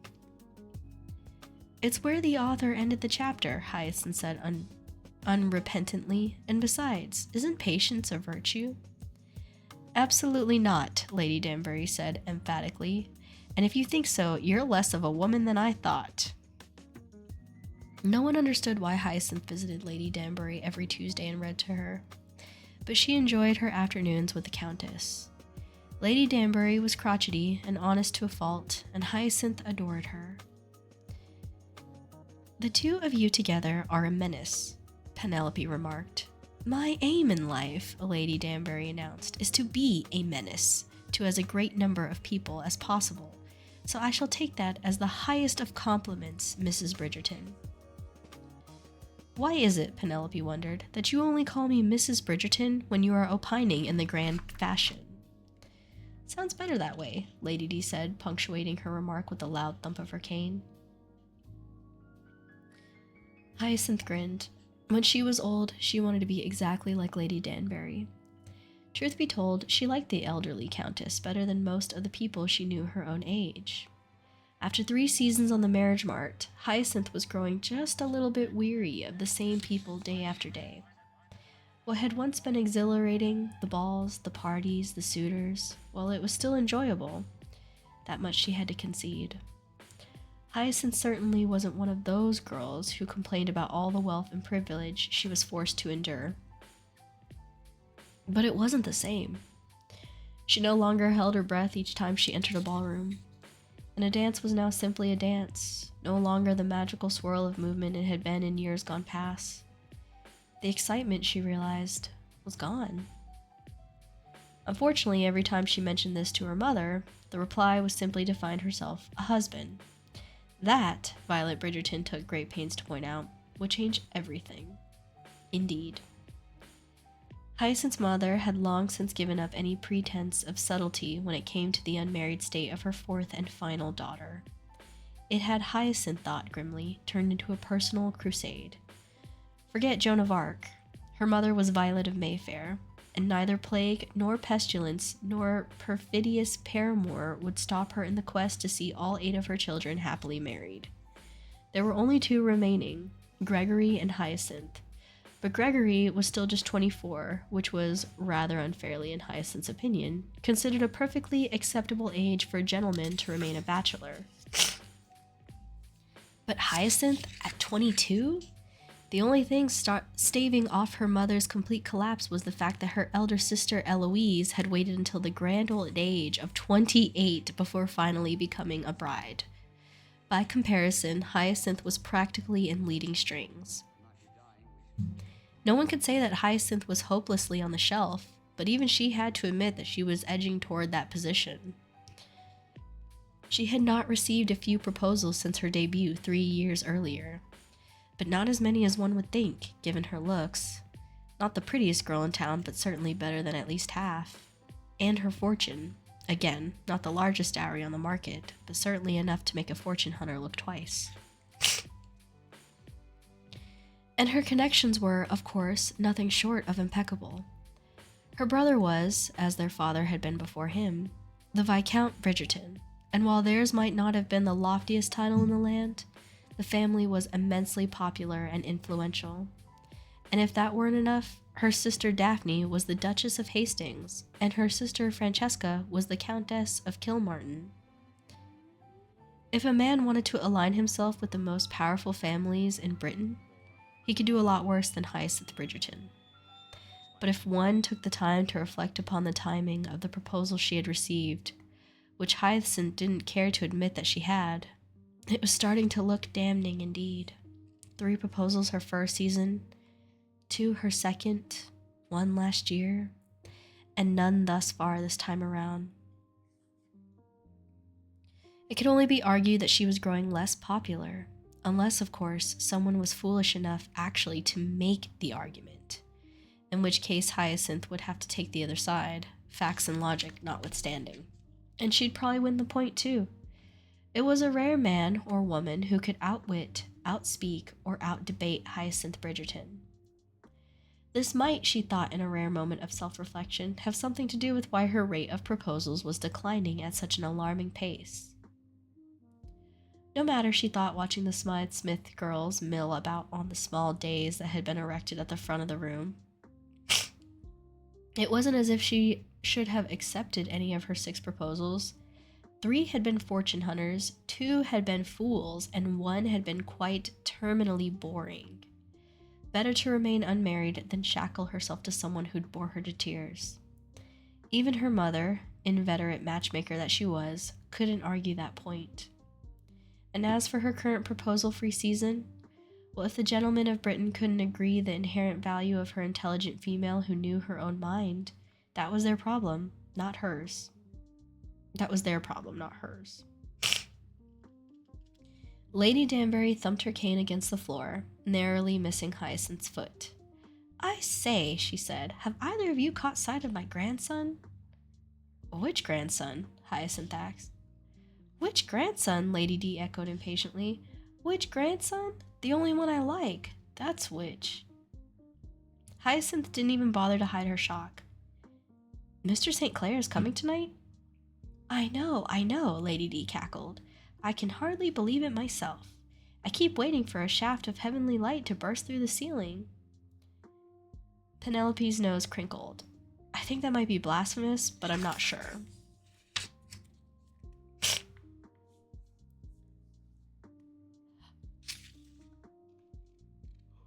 "It's not," Hyacinth said without even looking at her. "And why is he coming?" Lady Danbury smiled slowly like a snake. Why are you so interested?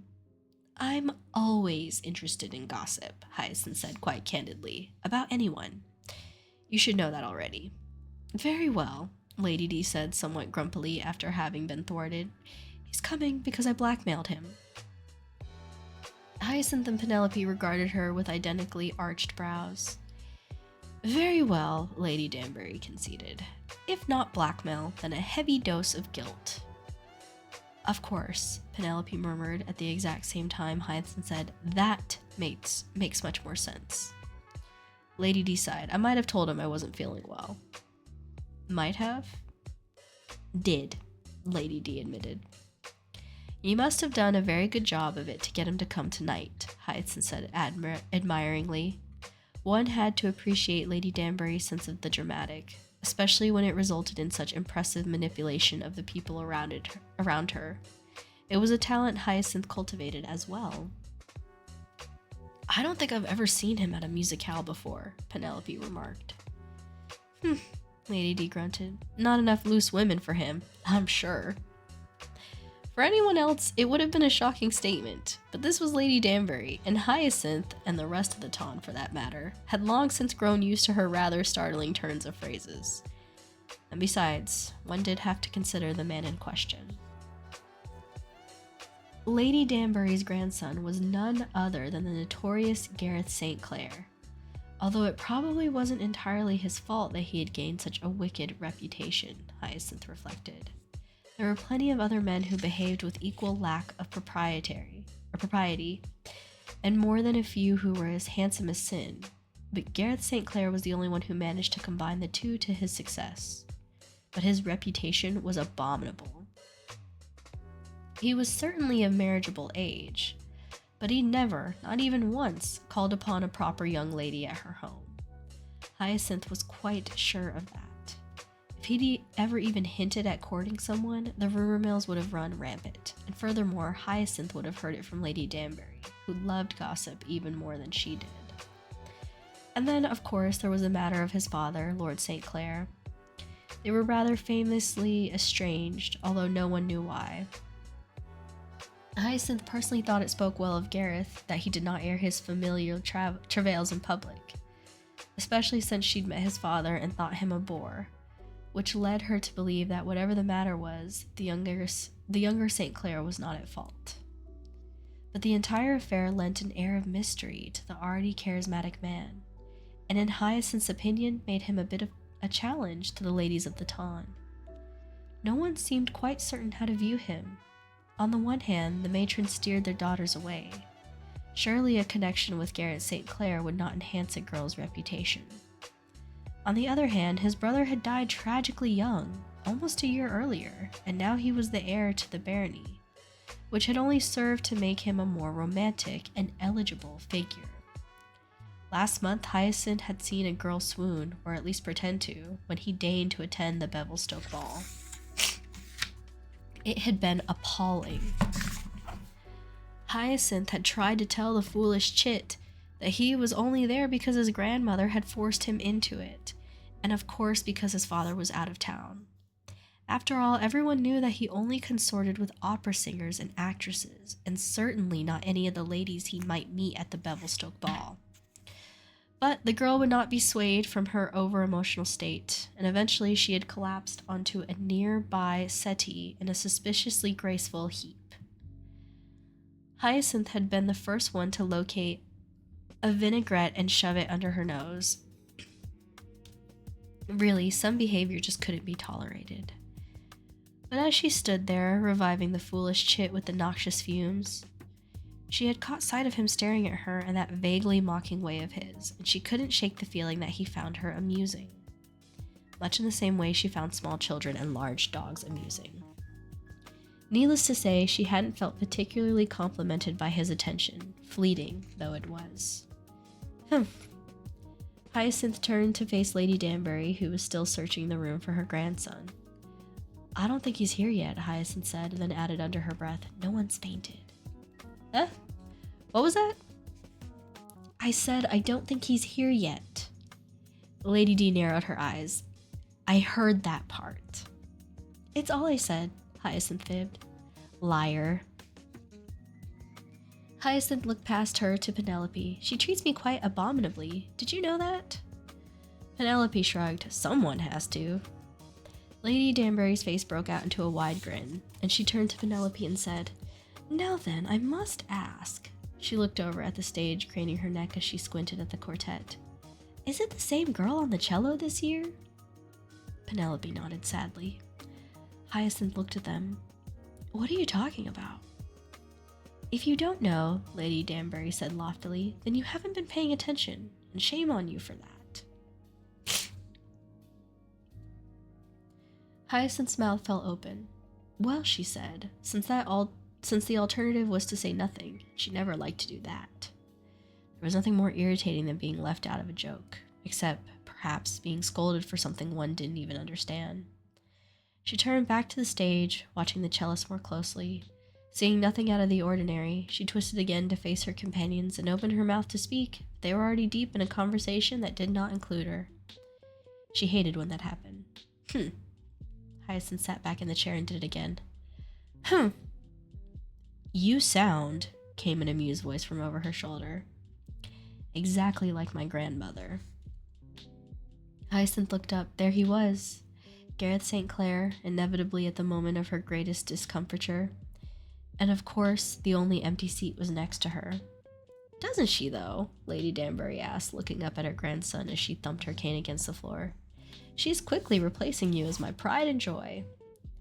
Tell me, Miss Bridgerton, Mr. St. Clair asked, one corner of his lips curving into a mocking half-smile. Is my grandmother remaking you in her image? Hyacinth had no retort, which she found profoundly irritating. Move over again, Hyacinth, Lady D barked. I need to sit next to Gareth. Hyacinth turned to say something, but Lady Danbury cut in with, Someone needs to make sure he behaves. Hyacinth let out a noisy exhale and moved over another seat. There you go, my boy, Lady D said, patting the empty chair. Sit and enjoy. He looked at her for a long moment before saying, You owe me for this, grandmother. Ha! Was her response. Without me, you wouldn't exist. A difficult point to refute, Hyacinth murmured. Mr. St. Clair turned to look at her, probably only because it enabled him to turn away from his grandmother. Hyacinth smiled at him blandly, pleased with herself for showing no reaction. He'd always reminded her of a lion, fierce and predatory, filled with restless energy. His hair, too, was tawny, hovering in that curious state between light brown and dark blonde, and he wore it rakishly, defying convention by keeping it just long enough to tie in a short queue at the back of his neck. He was tall, although not overly so, with an athlete's grace and strength, and a face that was just imperfect enough to be handsome, rather than pretty. And his eyes were blue. Really blue. Uncomfortably blue. Uncomfortably blue. She gave her head a little shake. That had to be quite the most asinine thought she had ever entered her head. She had ever had enter her own head. Her own eyes were blue, and there was certainly nothing uncomfortable about that. And what brings you here, Miss Bridgerton? He asked. I hadn't realized you were such a lover of music. If she loved music, Lady D said from behind, she'd have already fled to France. She does hate to be left out of a conversation, doesn't she? He murmured without turning around. Ow! Kane? Hyacinth asked sweetly. She's a threat to society, he muttered. Hyacinth watched with interest as he reached behind him, and without even turning his head, wrapped his hand around the cane and wrenched it from his grandmother's grasp. Here, he said, handing it to her. You will look after this, won't you? She won't need it while she's sitting down. Hyacinth's mouth fell open. Even she had never dared to interfere with Lady Danbury's cane. I see that I have finally impressed you, he said, sitting back in his chair with the expression of one who's quite pleased with themselves. Yes, Hyacinth said before she could stop herself. No. Don't be silly. I certainly haven't been not impressed by you. How gratifying, he murmured. What I meant, she said, grinding her teeth together, was that I haven't really thought about it one way or the other. He tapped his heart with his hand. Wounded, he said flippantly, and right through the heart. Hyacinth gritted her teeth. The only thing worse than being made fun of was not being sure if one was being made fun of. Everyone else in London she could read like a book, but with Gareth St. Clair, she simply never knew. She glanced past him to see if Penelope was listening. Not that she was sure why that mattered one way or another, but Pen was busy placating Lady Danbury, who was still smarting over the loss of her cane. Hyacinth fidgeted in her seat, feeling uncommonly closed in. Lord Summerhall, never the slenderest man in the room, was on her left, spilling onto her chair, which only forced her to scoot a little to the right, which of course put her in even closer proximity to Gareth, who was positively radiating heat. Good God, had the man smothered himself in hot water bottles before setting out for the evening? Hyacinth picked up her program, as discreetly as she was able, and used it to fan herself. "Is something amiss, Miss Bridgerton?" he inquired, tilting his head as he regarded her with curious amusement. "Of course not," she answered. "It's merely a touch warm in here, don't you think?" He eyed her for 1 second longer than she would have liked, and turned to Lady Danbury. "Are you overheated, grandmother?" he asked solicitously. "Not at all," came the brisk reply. He turned back to Hyacinth with a tiny shrug. "Must be you," he murmured. "It must," she ground out, facing determinedly forward. Maybe there was still time to escape to the ladies' retiring room. Penelope would want to have her drawn and quartered, but did it really count as abandonment when there were 2 people seated between them? Besides, she could surely use Lord Summerhall as an excuse. Even now he was shifting in his seat, bumping up against her in a way that Hyacinth wasn't entirely certain was accidental. Hyacinth shifted slightly to the right, just an inch, not even. The last thing she wanted was to be pressed up against Gareth. Well, the second to last anyway. Lord Summerhall's portly frame was decidedly worse. "Is something amiss, Miss Bridgerton?" Gareth inquired. She shook her head, getting ready to push herself up by planting the heels of her hands on the chair on either side of her lap. She couldn't.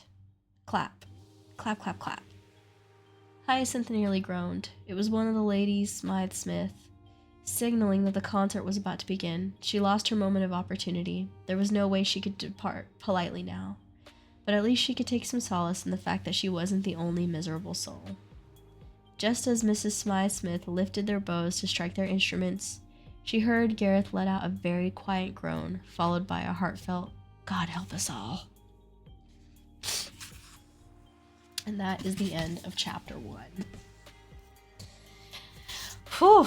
Okay, a common trend in all the Bridgerton books, right, is that the men are always rakes. If you don't know what a rake is, it's like a man that sleeps with a lot of women and doesn't settle down. That seems to be like the trend for all the men. That's just how it goes. And all the women are, demure, polite ladies, whatever, who don't do none of the sorts. So I'm not surprised to see that Gareth is, of course, another rake. That sounds like a terrible word. I mean, it is, because you're like, oh, I better not do anything with him because he's not even going to settle down with me. In the TV show, what word? Rake?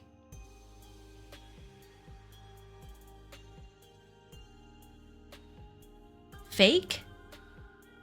Bake? Snake?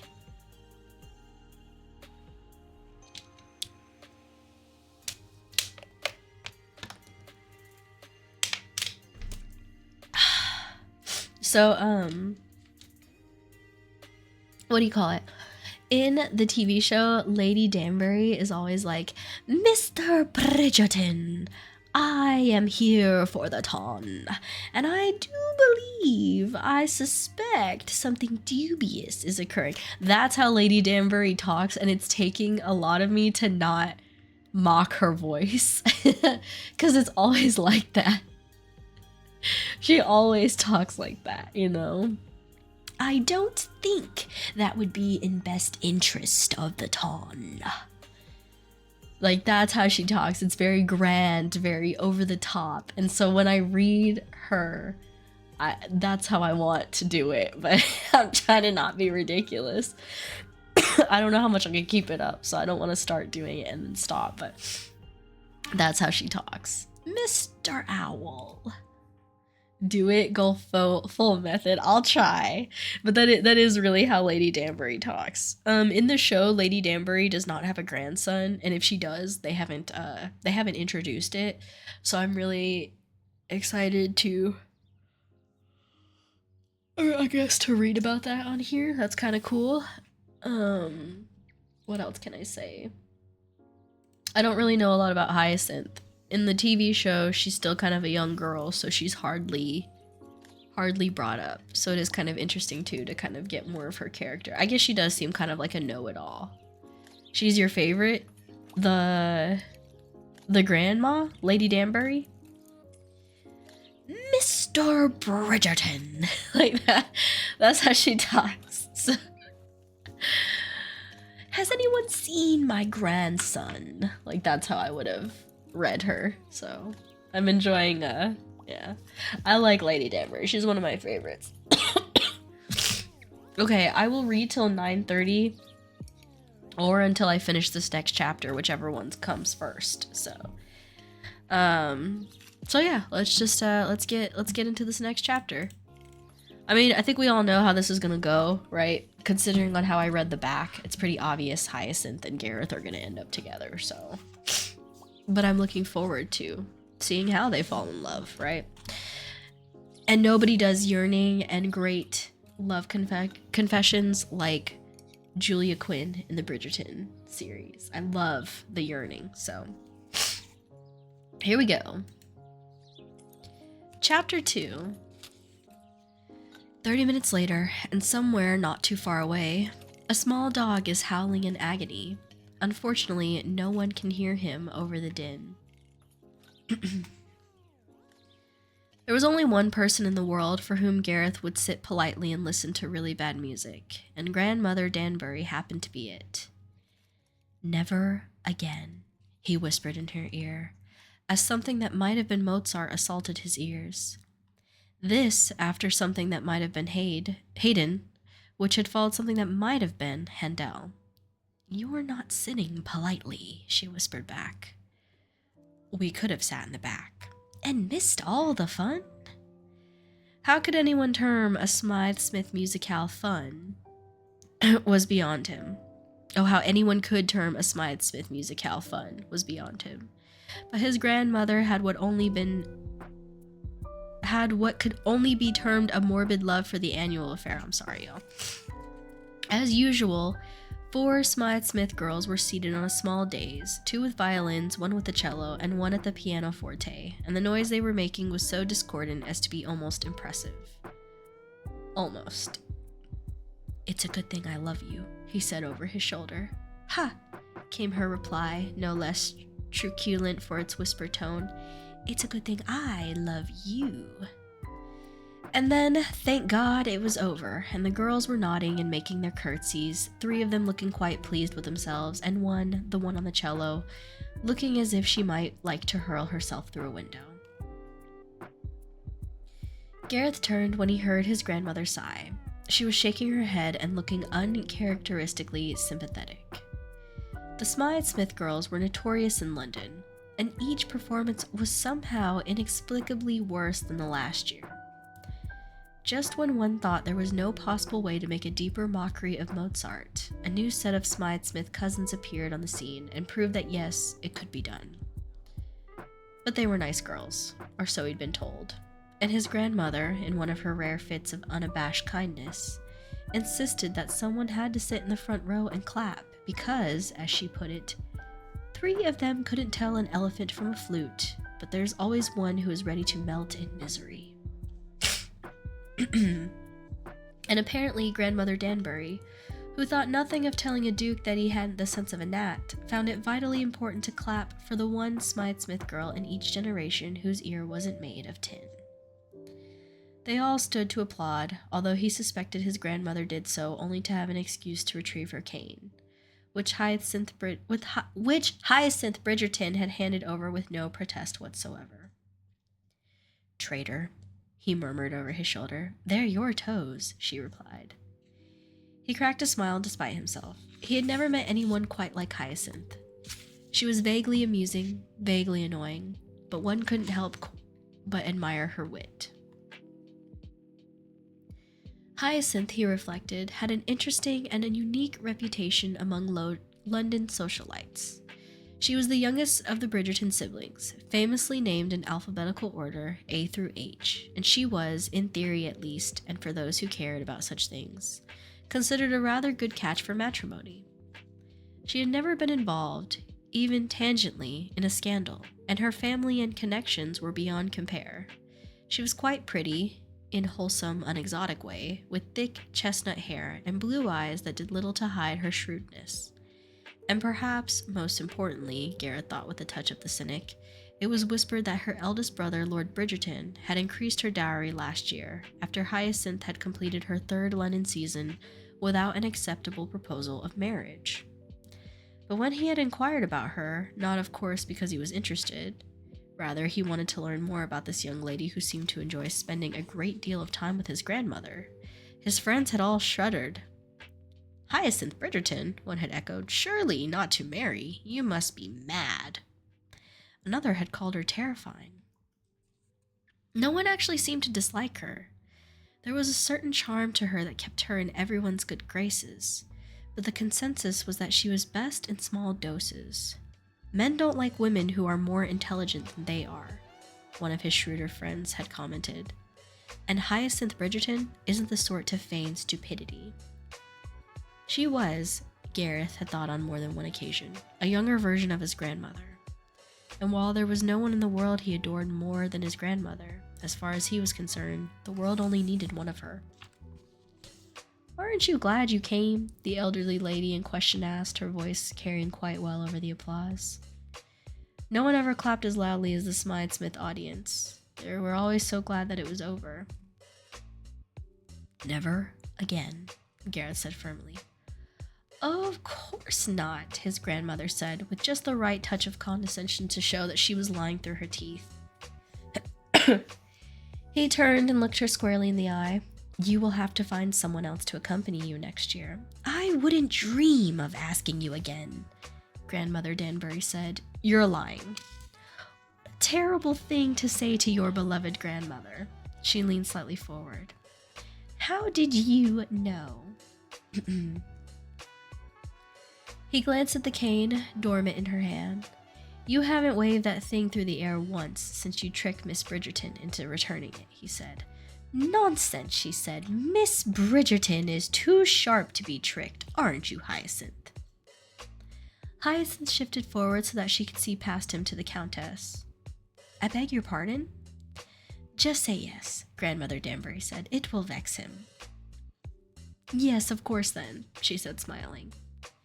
"And," his grandmother continued, as if that entire ridiculous exchange had not taken place, "I'll have you know that I am the soul of discretion when it comes to my cane."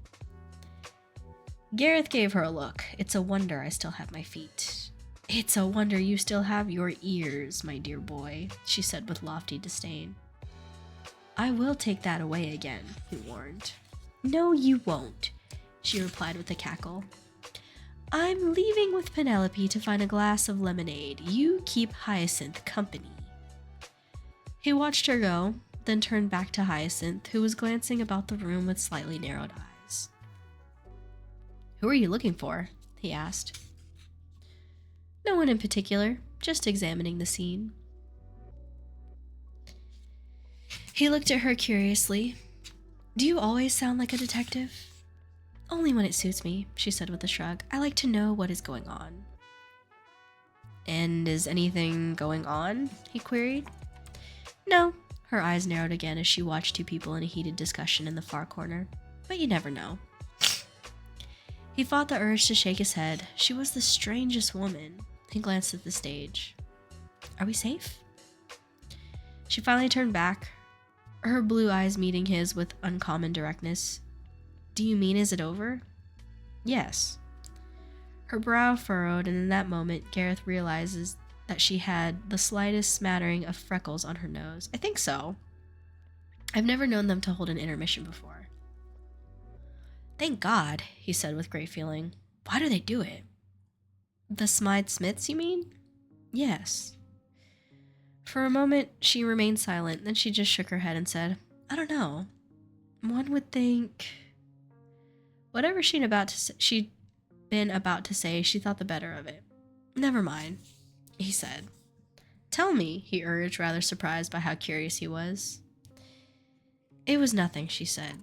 Just that one would think that someone would have told them by now. But actually, she glanced around the room. The audience has grown smaller in recent years. Only the kind-hearted remain. And do you include yourself among those ranks, Miss Bridgerton? She looked up at him with those intensely blue eyes. I wouldn't have thought to describe myself as such, but yes, I suppose I am. Your grandmother too, although she would deny it to her dying breath. Gareth felt himself laugh as he watched his grandmother poke the Duke of Ashbourne in the leg with her cane. Yes, she would, wouldn't she? His maternal grandmother was, since the death of his brother George, the only person left in this world he truly loved. After his father had booted him out, he'd made his way to Danbury House in Surrey and told her what had transpired, minus the bit about his bastardy, of course. Gareth had always suspected that Lady Danbury would have stood up and cheered if she knew she wasn't really a St. Clair. He wasn't really a St. Clair. She never liked her son-in-law, and in fact routinely referred to him as a pompous idiot. But the truth would reveal his mother, Lady Danbury's youngest daughter, as an adulteress, and he wouldn't want to dishonor her in that way. And strangely enough, his father, funny how he still called him that even after all these years, had never publicly denounced him. This had not surprised Gareth at first. Lord St. Clair was a proud man, and he certainly would not relish revealing himself as a cuckold. Plus, he probably still hoped that he might eventually rein Gareth in and bend him to his will. Maybe even get him to marry Mary Winthrop and restore the St. Clair family coffers.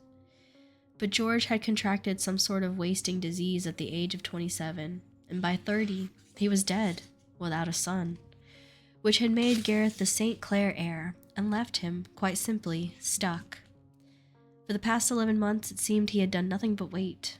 Sooner or later, his father was going to announce to all who would listen that Gareth wasn't really his son. Surely the Baron, whose third favorite pastime after hunting and raising hounds, was tracing the St. Clair family tree back to the Plantagenets, which would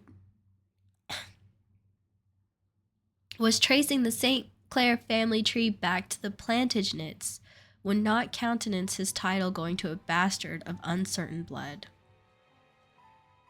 Gareth was fairly certain that the only way the Baron could remove him as his heir would be to haul him, and a pack of witnesses as well, before the Committee for Privileges in the House of Lords. It would be messy, a detestable affair, and it probably wouldn't work either. The Baron had been married to Gareth's mother when she had given birth, and that rendered Gareth legitimate in the eyes of the law, regardless of the bloodlines. But it would cause a huge scandal and quite possibly ruin Gareth in the eyes of society. There were plenty of aristocrats running about who got their blood and their names from two different men, but the Ton didn't like to talk about it, not publicly anyway. But thus far, his father had said nothing.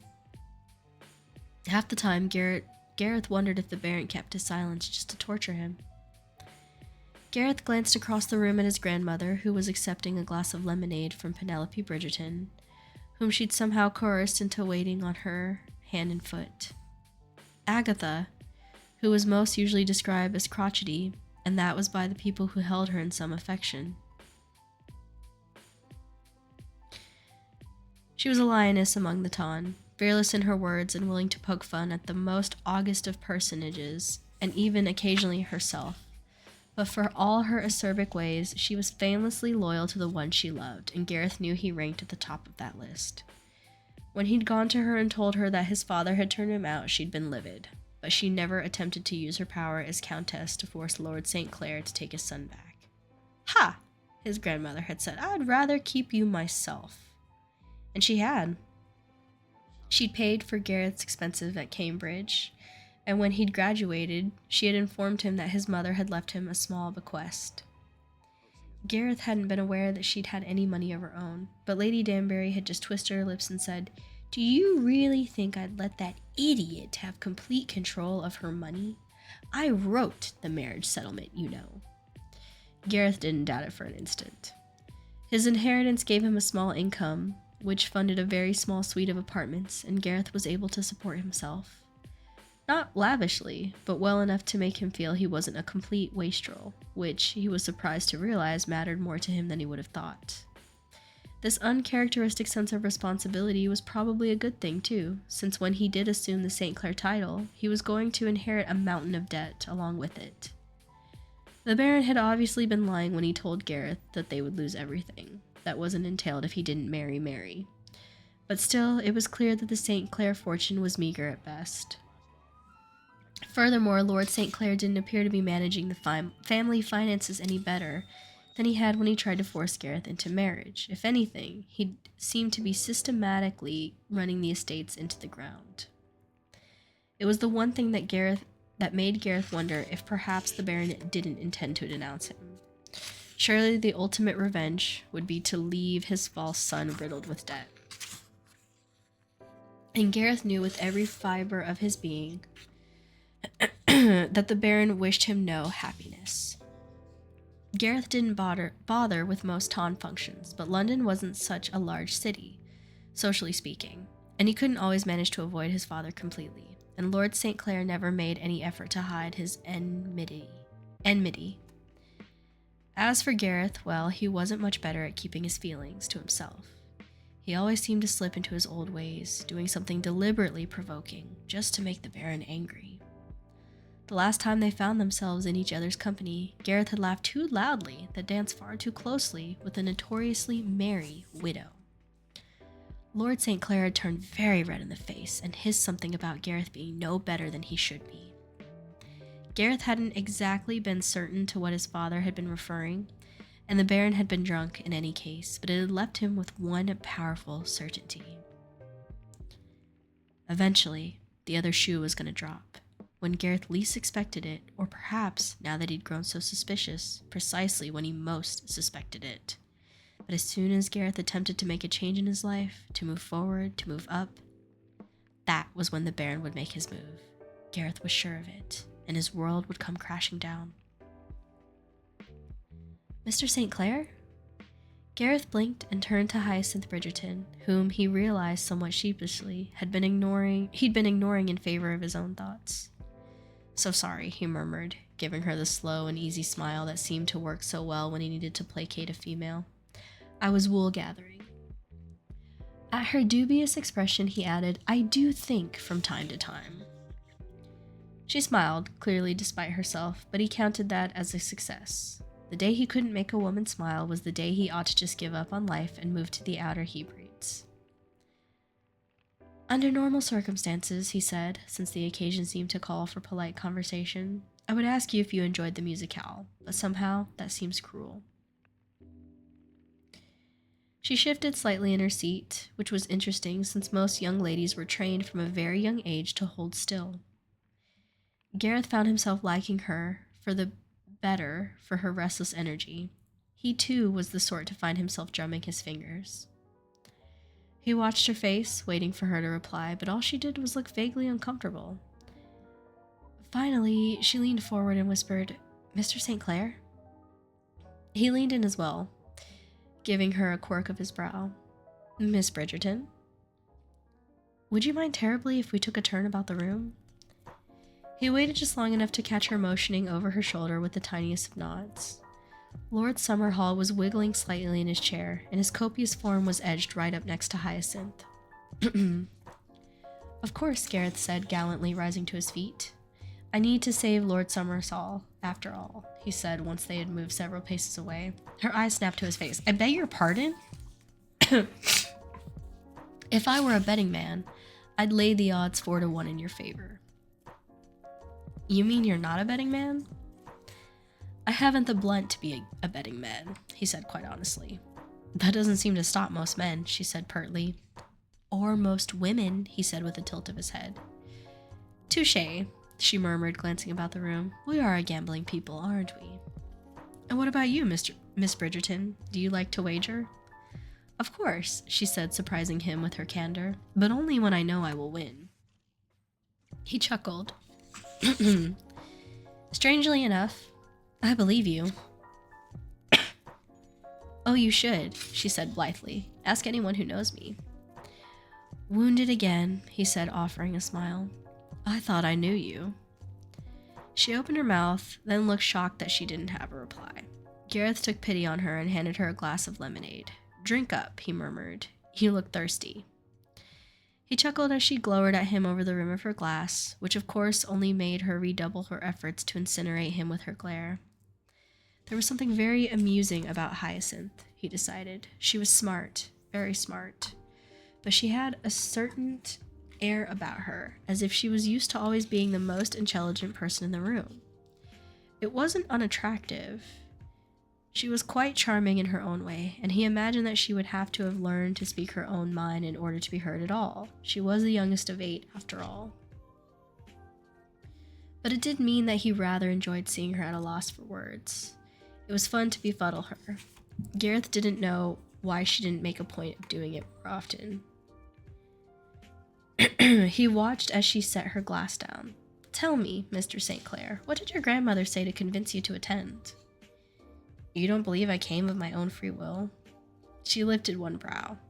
He was impressed. He'd never known a female who could do that. Very well, he said. There was a great deal of hand fluttering, then something about a visit to her physician, and then I believe she sighed. Just once? He quirked a brow back at her. I'm made of stronger stuff than that, Miss Bridgerton. It took a full half-hour to break me.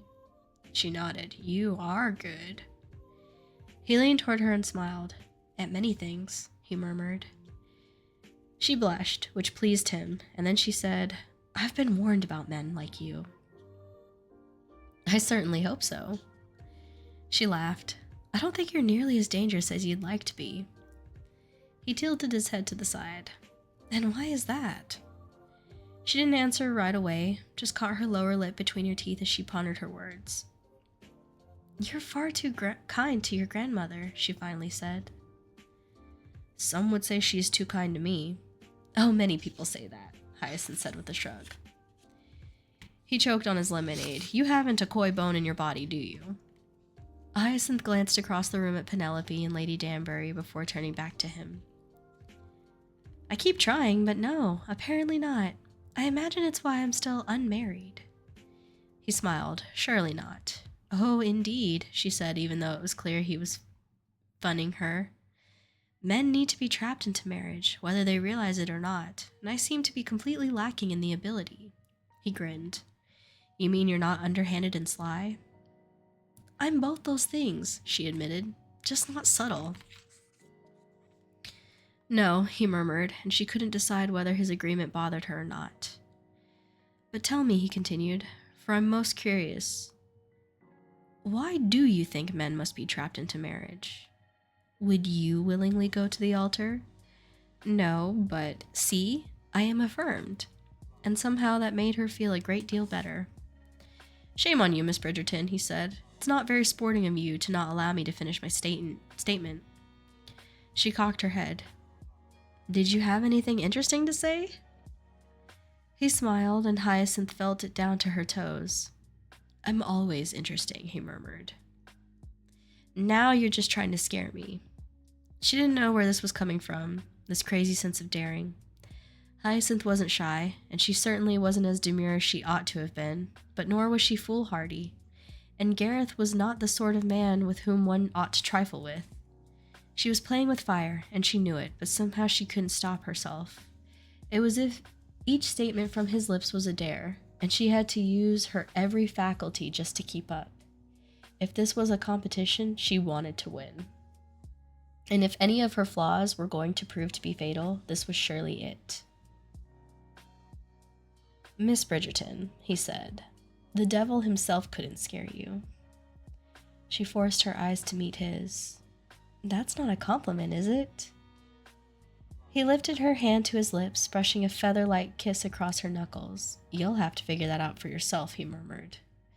To all who observed, he was the soul of propriety, but Hyacinth caught the daring gleam in his eyes, and she felt the breath leave her body as tingles of electricity rushed across her skin. Her lips parted, but she had nothing to say, not a single word. There was nothing but air, and even that seemed in short supply. And then he straightened as if nothing had happened and said, "Do let me know what you decide." She just stared at him. "About the compliment," he added, "I am sure you will wish to let me know how I feel about you." Her mouth fell open. He smiled broadly, speechless even. "I'm to be commended. You— No, he said, lifting one hand in the air and pointing it toward her, as if what he really wanted to do was place his finger on his lips, or on her lips, and shush her. "Don't ruin it. This moment is too rare." And she could have said something. She should have said something, but all she could do was stand there like an idiot. Or if not that, then like someone completely unlike herself. "Until next time, Miss Bridgerton," he murmured, and then he was gone. Ooh-wee-oo. Well, that was nice. I know. I mean, okay. Hi, Arctic. Thank you for the check-in and welcome in. Billy, I prefer women who are smarter than me. I like to be the smarter one as well. Okay. Let's talk about it, shall we? It's cute. It's cute, right? A little tit for tat. Yeah, it's a cute little story so far, I guess. It's a, you know, I just can't help but, like, I don't know. I know they're gonna end up together. I'm interested in seeing how they end up together, but it's cute. It's cute. It's not my favorite. Benedict and Sophie still reign supreme, but it's a cute little story. I think it'll keep being cute. We'll just keep working our way through this. I don't know how many chapters it is, but we're entering chapter 3. Let's see how many pages it is. Yeesh, it's a long one. It's gonna take us a minute to finish this. It's long. Which book was Sophie and Benedict's? I want to say they were number... Let me just look it up because it's here in the front. This one's like 300 some pages, so... I guess that seems like a long book because I'm reading it out loud. If I wasn't reading it out loud, it wouldn't be that long because I've burned through these before. I finished Benedict and Sophie's book really quick, and that was book number 3. And it was delicious. It was so good, just like their season, which I will no doubtably watch more times than I have any of the other ones. What do I think of Hyacinth so far? I think she's kind of a little shit. I'm not gonna lie. I think Hyacinth's a little annoying. I can't stand somebody who always thinks they're right. Did I say 300? It's like 370 pages. Or so. I don't know. 300 plus. So it's gonna be a minute. We're gonna try to do 3 chapters every stream is what I think would be a good way to break this up. But yeah, it's cute. Hyacinth seems a little annoying with her always willing to be right. She's honestly the worst part of the story thus far. Yeah. Gareth seems really cocky. And I get it because that was like the way of the world back then for guys to be like arrogant and cocky if they wanted to make a name for themselves. That tends to be how all the guys are. That's why I like Benedict so much because he's so sensitive. Although he also was kind of a rake too to some degree, but still, I enjoyed Benedict and Sophie's book. Really interested to seeing more behind these 2 characters rather than I'm always right, I'm so smart, I'm witty. Like, I want to know more of them beyond it. I want to hear how Gareth is tormented by his father. Give me more of that. The eggs or the actor?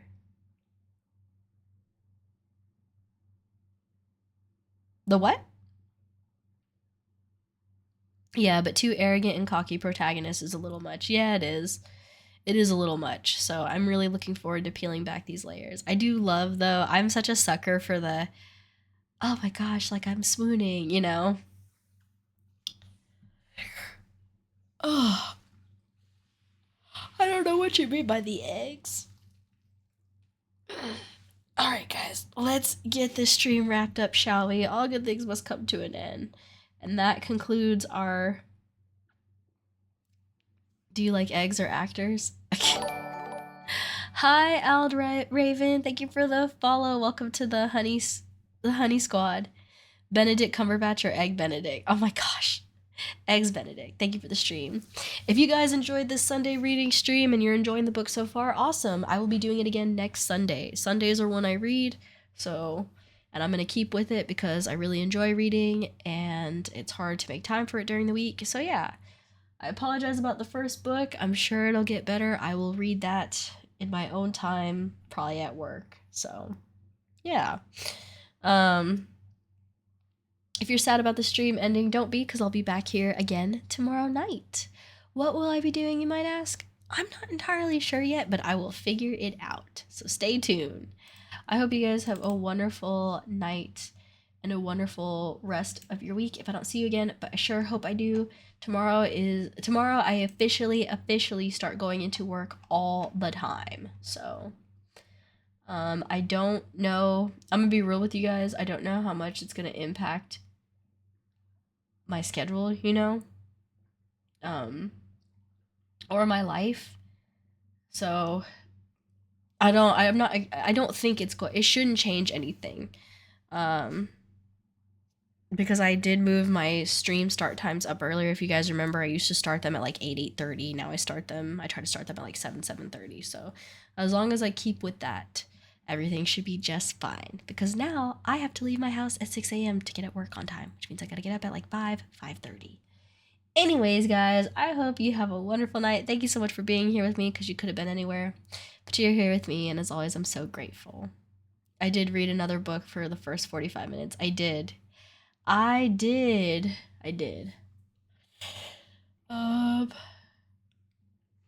I gotta see if I'm collabing tomorrow. Okay, good night and stay sweet, everyone. Bye, y'all.